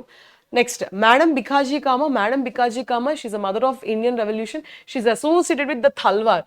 So B it matches with 3. B3 కాబట్టి ఇది మీరు స్ట్రైక్ ఆఫ్ చేసేయచ్చు. So what is our answer? Answer is option 1 is the right answer. And మిగిలిన ఏంటంటే బరీంద్ర కుమార్ ఘోష్, ఈయన లైక్ ఇండియన్. ఓకే, ఇక్కడ యాక్చువల్లీ తప్పు పడిందండి. ఇక్కడ ఇండియన్ సోషియాలిస్ట్ అని పడింది, ఇది కరెక్ట్ కాదు. సో ఇక్కడ చూడండి, Yugantar. So Barindra Kumar Ghosh is associated with Yugantar అండి. So 2, 3, 4, 1 answer is option 1 is the right answer. Okay, next question, 21వ ప్రశ్న. కింది వాటిలో ఏది ముందుగా జరిగింది? సో క్రొనాలజీ ప్రకారంగా అరేంజ్ చేయమనట్లేదు, ఏది ఫస్ట్ జరిగిందని అడుగుతున్నారండి. స్వామి దయానంద సరస్వతి ఆర్య సమాజాన్ని స్థాపించారు. దినబంధు మిత్ర నీల్ దర్పణ అనే పుస్తకాన్ని రచించారు. బంకిం చంద్ర చట్టోపాధ్యాయ ఆనంద్ మఠ్ని రచించారు. భారతీయ సివిల్ సర్వీసెస్ పరీక్షలో విజయం సాధించిన మొదటి భారతీయుడు ఎవరండి? Satyendranath Tagore. Okay, like very interesting question అనమాట. అంటే మనం మధ్యలో చూస్తుంటాం కానీ ఇలాంటి క్వశ్చన్ అడుగుతారని మీరు ఎక్స్పెక్ట్ చేసి ఉండరు. ఓకే, సో ఇక్కడ చూడండి, స్వామి దయానంద సరస్వతి, ఇది మన అందరికీ తెలుసు ఖచ్చితంగా. ఆర్య సమాజ్ 1875 మనకు ఖచ్చితంగా ఒక ఇంపార్టెంట్ ఫ్యాక్ట్లా చదువుతాం అనమాట. సో ప్రొసిలటైజేషన్ ఆఫ్ హిందూయిజంని తీసుకొస్తారు ఇక్కడ. దినబంధు మిత్ర నీల్ దర్పణ్ ఇది ఖచ్చితంగా దీనికి ముందే అండి. It is around 1858 to 1859. మనకి 1860లో ఇది పబ్లిష్ అవ్వడం జరుగుతుంది అనమాట. బంకిం చంద్ర చట్టోపాధ్యాయ ఆనంద్ మట్టిని ఎప్పుడు రాస్తారు? ఇది చాలా లైక్ వెరీ రీసెంట్ అంటే నిన్న మొన్న కాదు, లైక్ చాలా మోడర్న్ ఈవెంట్, 1952 అనమాట. సత్యేంద్రనాథ్ ఠాగూర్ వచ్చేసి ఫస్ట్ ఇండియన్, ఇది 1863లోనే జరిగిందండి. ఇది కూడా మనం చదువుతాం కానీ ఈ ఫ్యాక్ట్స్ మనం ఇంపార్టెంట్గా మనం నోట్ చేసుకోం. బట్ ఇలాంటి కూడా క్వశ్చన్ వచ్చే అవకాశం ఉంది. సో ఫస్ట్ ఏది జరిగిందని అని ఇచ్చారు. సో ఎర్లియస్ట్ ఈవెంట్ ఏంటమ్మా? So answer is option 2 is the correct answer. Okay, kind of easy question, కొంచెం మనం స్మార్ట్గా ఆలోచించాలి. Next question, okay, so 22nd question, Wood's డిస్పాచ్కి సంబంధించి కింది స్టేట్మెంట్లో సరైనది. సో స్టేట్మెంట్స్ ఇచ్చారు కాబట్టి రైట్ ఆర్ రాంగ్గా చూసుకోవాలి. సరైనది అని అడిగారు. గ్రాంట్స్ ఇన్ ఎయిడ్ సిస్టమ్ ప్రవేశపెట్టబడింది. విశ్వవిద్యాలయాల స్థాపనకు సిఫార్సు చేయబడింది. విద్య యొక్క అన్ని స్థాయిల్లో బోధనా భాషగా ఇంగ్లీష్ని సిఫార్సు చేయబడింది. ఓకే, సో వుడ్స్ డిస్పాచ్ మనకి మీరు చూసుకుంటే ఎప్పుడైతే బ్రిటిష్ వాళ్ళు భారతదేశానికి వచ్చారో మరి ఇక్కడ విద్య, ఎందుకంటే వాళ్ళు ఇక్కడ వచ్చారు, పొలిటికల్ అనెక్సేషన్ స్టార్ట్ చేశారు, ట్రేడ్ అని వచ్చారు, తర్వాత ఆఫీసులు పెట్టారు. ఆఫీసుల్లో మరి పని చేయడానికి ఎవరు ఉండాలండి? భారతీయులు ఉండాలి. సో భారతీయులు మరి కమ్యూనికేట్ అవ్వడానికి ఖచ్చితంగా ఆంగ్ల భాష ఉండాలి. మనకేమో ఆంగ్ల భాష రాదు. సో వీళ్ళు న్యూ ఎడ్యుకేషన్ సిస్టమ్ని తీసుకొచ్చారు. సో ఇక్కడ ఒక కాన్ఫ్లిక్ట్ వస్తుందన్నమాట. ఇప్పుడు ఈ విద్య అనేది మాతృభాషలో అందించాలా లేదా ఆంగ్ల భాషలో అందించాలా? ఇక్కడ మనకి 2 గ్రూప్స్ ఫామ్ అవుతారండి. ఆంగ్లిసిస్ట్ ఒకరు, ఓరియంటలిస్ట్ ఒకరు. ఆంగ్లిసిస్ట్ ఏమంటారంటే ఎస్, విద్యని ఆంగ్ల భాషలో బోధించండి. ఓరియంటలిస్ట్ అంటారంటే మాతృభాషలో, లోకల్ వెర్నాక్యులర్ లాంగ్వేజ్లో విద్యను అభ్యసించాలని చెప్పి ఓరియంటలిస్ట్ చెప్తారు. ఈ ఇష్యూ రిజాల్వ్ చేయడానికి అప్పట్లో బోర్డ్ ఆఫ్ కౌన్సిల్ హెడ్ ఒకటి ఉంటారు. ఆయన పేరే చార్లెస్ వుడ్స్. ఈయన ఏం చేశారంటే అప్పుడు గవర్నర్ జనరల్ ఎవరు అంటే, ఇదంతా ఎప్పుడు జరిగిందంటే 1840s, కరెక్ట్గా 1845లో ఈ ఇష్యూని రిజాల్వ్ చేయడానికి అప్పుడు గవర్నర్ అయిన డెల్హౌసీ దగ్గరికి వుడ్స్ డిస్పాచ్ని పంపిస్తారండి. ఓకే, సో వుడ్స్ డిస్పాచ్ వచ్చి ఏమంటదంటే, ఇద్దరు కొట్టుకోకండి, మనం ఏం చేద్దామంటే ఫస్ట్ ఒక పిల్లడు మాతృభాష నేర్చుకుంటాడు కాబట్టి, మదర్ లాంగ్వేజ్ ఉంటుంది కాబట్టి early education, primary education mother లాంగ్వేజ్లో ఇవ్వండి. వాడు హయ్యర్ స్టడీస్ చేశాక హయ్యర్ ఎడ్యుకేషన్ ఇంగ్లీష్ లాంగ్వేజ్లో ఇవ్వండి. సో దీని ద్వారా మనకి సెటిల్ అవుతాయని చెప్పి చాలా మంచి కంక్లూజన్ ఇస్తారండి. అయితే ఇక్కడ మనకి కరెక్ట్ స్టేట్మెంట్స్ ఏమని ఇక్కడ చూడండి, English is the medium of instruction at all levels అన్నాడు. Very very important. At all levels of education was recommended. No, it is a wrong statement. C ఉన్నవన్నీ స్ట్రైక్ ఆఫ్ చేసేయండి. సో సి ఉన్నవన్నీ strike off చేసేయచ్చు కాబట్టి ఈ point ద్వారా మీరు డైరెక్ట్గా పెట్టేయచ్చండి. ఆల్ అనే పాయింట్తో మీరు దాన్ని కొట్టేయచ్చు. ఆన్సర్ 1 అని పెట్టచ్చు. గ్రాంట్ ఇన్ ఎయిడ్ సిస్టమ్ ప్రవేశపెట్టబడింది. విశ్వవిద్యాలయాల స్థాపనకు సిఫార్సు చేయబడింది. సో ఆన్సర్ ఏంటి? Option 1 is the correct answer. ఇది కూడా చాలా ఈజీ క్వశ్చన్. నెక్స్ట్ క్వశ్చన్, 23వ ప్రశ్న, భారతదేశంలో వలస పాలనలో ఉన్న విద్యా సంస్థలకు సంబంధించి ఈ క్రింది జతలను పరిశీలించండి. సో సంస్థలు ఇచ్చారు ఒక కాలంలో, ఇంకొక కాలంలో వ్యవస్థాపకులు ఇచ్చారు. బెనారస్ సంస్కృత కళాశాల, కలకత్తాలో మద్రసా, ఫోర్ట్ విలియం కళాశాల, William Jones, Warren Hastings, Arthur Wellesley. Okay, so దీనికి సంబంధించి కరెక్ట్గా జతపరిచినవి ఏవి అని అడుగుతున్నారండి. సో సంస్కృత్ కాలేజ్ అట్ బెనారస్ మనకి 1791లో, ఇది మనకి ఎప్పుడు స్టార్ట్ చేశారండి? 1791. మరి దీన్ని ఎవరు స్థాపించారు అంటే నాట్ విలియం జోన్స్ అండి, సర్ జొనాథన్ డంకన్. ఎవరమ్మా? Sir Jonathan Duncan. సో ఇది మనకి wrong statement. This is the wrong statement. Okay, A తప్పు. కల్కట్టా మద్రసా ఇది ఎప్పుడు మనకు వచ్చింది? 1781లో వచ్చిందండి. Warren Hastings correct. Fort William college ఇది కూడా మనకి వెలెస్లీ కలెక్టే, కానీ ఇక్కడ మనకి ఆర్థర్ వెలెస్లీ కాదండి, రిచర్డ్ వెలెస్లీ రావాలి. సో ఇది కూడా మనకి రాంగే. అండ్ దీని ఇయర్ వచ్చేసి 1800లో. Not Arthur, it is Richard Wellesley. Okay, so 2 statements wrong కాబట్టి సరిగ్గా జతపరిచింది ఓన్లీ బి అండి. So what is our answer? Answer is option 2 is the right answer. Okay, next question. Next 24th question చూడండి. కింది వాటిలో జాతీయ రాజకీయ పార్టీలు ఏవి అడుగుతున్నారు? Muslim League, Revolutionary Socialist Party, All India Forward Bloc, Peasants and Workers Party of India. So which of the following political parties is nationalistic parties అంటే అసలు ఏవి కాదు.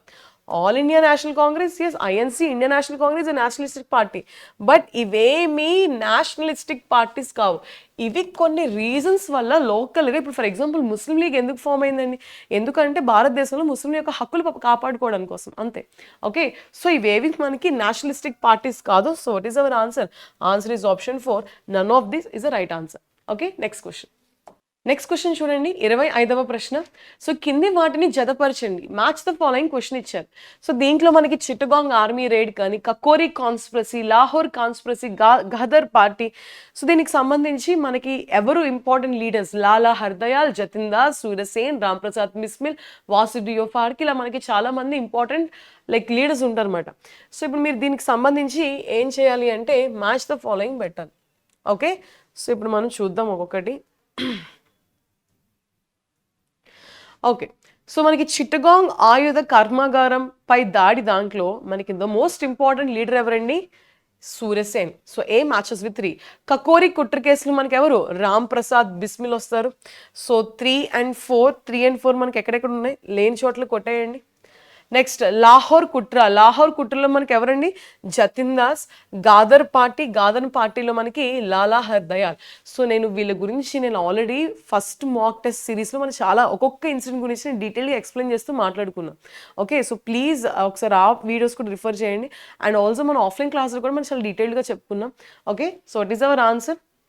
సో ఇక్కడ మనకి ఆన్సర్ ఏమవుతుందండి? I think answer is option 3. మనకి 3, 4 and 2 and 1. So what is our answer? Answer is option 3 is the right answer. These are the important officers, sorry, not officers, these are the important leaders involved with these respective cases. Answer is option 3 is the right answer. Next question. Next 26వ ప్రశ్న. ఇది కూడా మనకి కరెక్ట్గా match అయిన pairs మనకి ఏంటో చెప్పమంటున్నారు. ఈ కింది జతల్లో ఏది సరిగ్గా జతపరచబడినది? Correctly matched pair. Theodore Beck, Ilbert Bill, Firoz Shah Mehta, Badruddin Tyabji. Badruddin Tyabji is a very most important personality in Indian National Congress. కానీ ఇక్కడ ఏమన్నారు? ముస్లిం లీగ్లో మనకి ఎవరు వస్తారండి? నాట్ బద్రుద్దీన్ తయాబ్జీ, మనకి మొహమ్మద్ అలీ జిన్నా వస్తారు. ఓకే, అదర్ ముస్లిం లీడర్స్ వస్తారు కానీ నాట్ బద్రుద్దీన్ తయాబ్జీ అండి. సో సలీముల్లా ఖాన్ వస్తారు. Salimullah Khan is a very important, is the founder of Muslim League, but not Badruddin Tyabji. So D ఉన్నవన్నీ స్ట్రైక్ ఆఫ్ చేసేయండి. డి ఉన్నవన్నీ స్ట్రైక్ ఆఫ్ చేస్తే మనకి డైరెక్ట్గా ఆన్సర్ వచ్చేస్తుంది. మోడర్న్ హిస్టరీ చదివిన వాళ్ళు ఖచ్చితంగా ముస్లిం లీగ్ ఫౌండర్స్ గురించి అవుతారు, అక్కడ మనకి బద్రుద్దీన్ తయాబ్జీ పేరు కనిపించదండి. సో డైరెక్ట్గా దీన్ని బట్టి ఆన్సర్ చెప్పచ్చు option 4.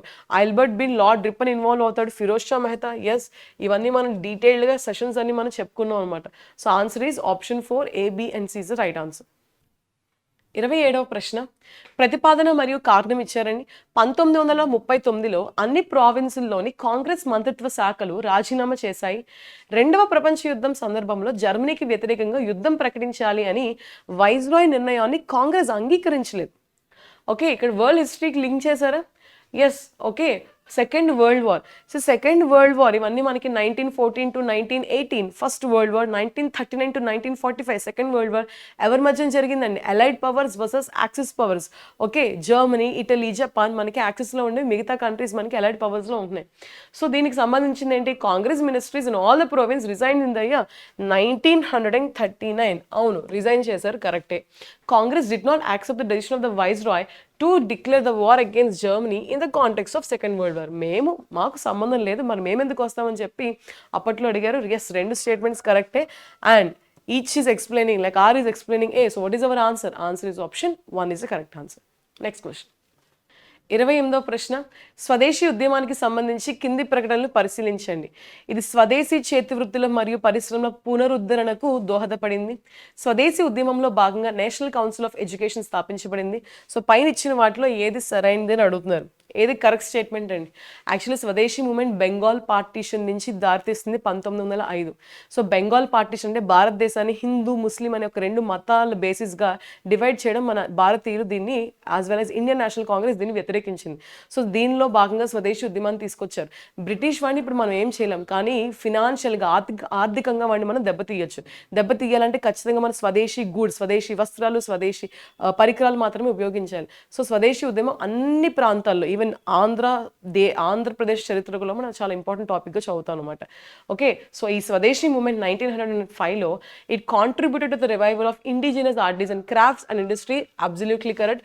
National Council of Education, schools, British colleges అన్ని మూసేస్తారండి. లోకల్ ఇండియన్ లాంగ్వేజెస్లో ఇప్పుడు విద్యని బోధిస్తారు. ఎస్, ఇది కూడా మనకి కరెక్ట్ స్టేట్మెంట్స్, 2 కరెక్ట్ అండి. So it is our answer. Answer is option 3. Both A and B is the right answer. Next question. Okay. 29వ ప్రశ్న. ఆంధ్రప్రదేశ్‌లోని మదనపల్లికి సంబంధించి కింది ప్రకటనలో ఏది సరైనవి? పింగళి వెంకయ్య ఇక్కడ త్రివర్ణ భారతీయ పతాకాన్ని రూపొందించారు. పట్టాభి సీతారామయ్య గారు ఆంధ్ర ప్రాంతంలో క్విట్ ఇండియా ఉద్యమానికి ఇక్కడి నుంచే నాయకత్వం వహించారు. రవీంద్రనాథ్ ఠాగూర్ జాతీయ గీతాన్ని బెంగాలీ నుండి ఆంగ్లంలోకి అనువదించారు. English it is called as morning song of India. Okay. Madam Blavatsky మరియు కొలోనియల్ ఆల్కట్ థియోసాఫికల్ సొసైటీ ప్రధాన కార్యాలయాన్ని ఇక్కడ మొదటన ఏర్పాటు చేశారు. Very interesting question. ఒక్కొక్కటి డీకోడ్ చేసుకుంటూ వద్దాం. పింగళి వెంకయ్య గారు ఇండియన్ నేషనల్ ఫ్లాగ్ని 1921 విజయవాడ ప్రాంతంలో డిజైన్ చేయడం జరిగింది. సో మదనపల్లి కాదండి, hence it is a wrong statement. మనకి ఏమడిగారు, కరెక్ట్ ఏంటి అని అడిగారు. ఓకే. పట్టాభి సీతారామయ్య గారు he lead the quit India movement of Andhra reason from here. Madanapalle కాదండి, Machilipatnam. It is from Machilipatnam, so hence it is a wrong statement. Rabindranath Tagore translated national anthem from Bengali into Indian language. Yes, Rabindranath Tagore garu 1919 like theosophical సొసైటీకి చేరుకుంటారండి. మన మదనపల్లిలో ఉన్న theosophical కాలేజ్కి వస్తారు.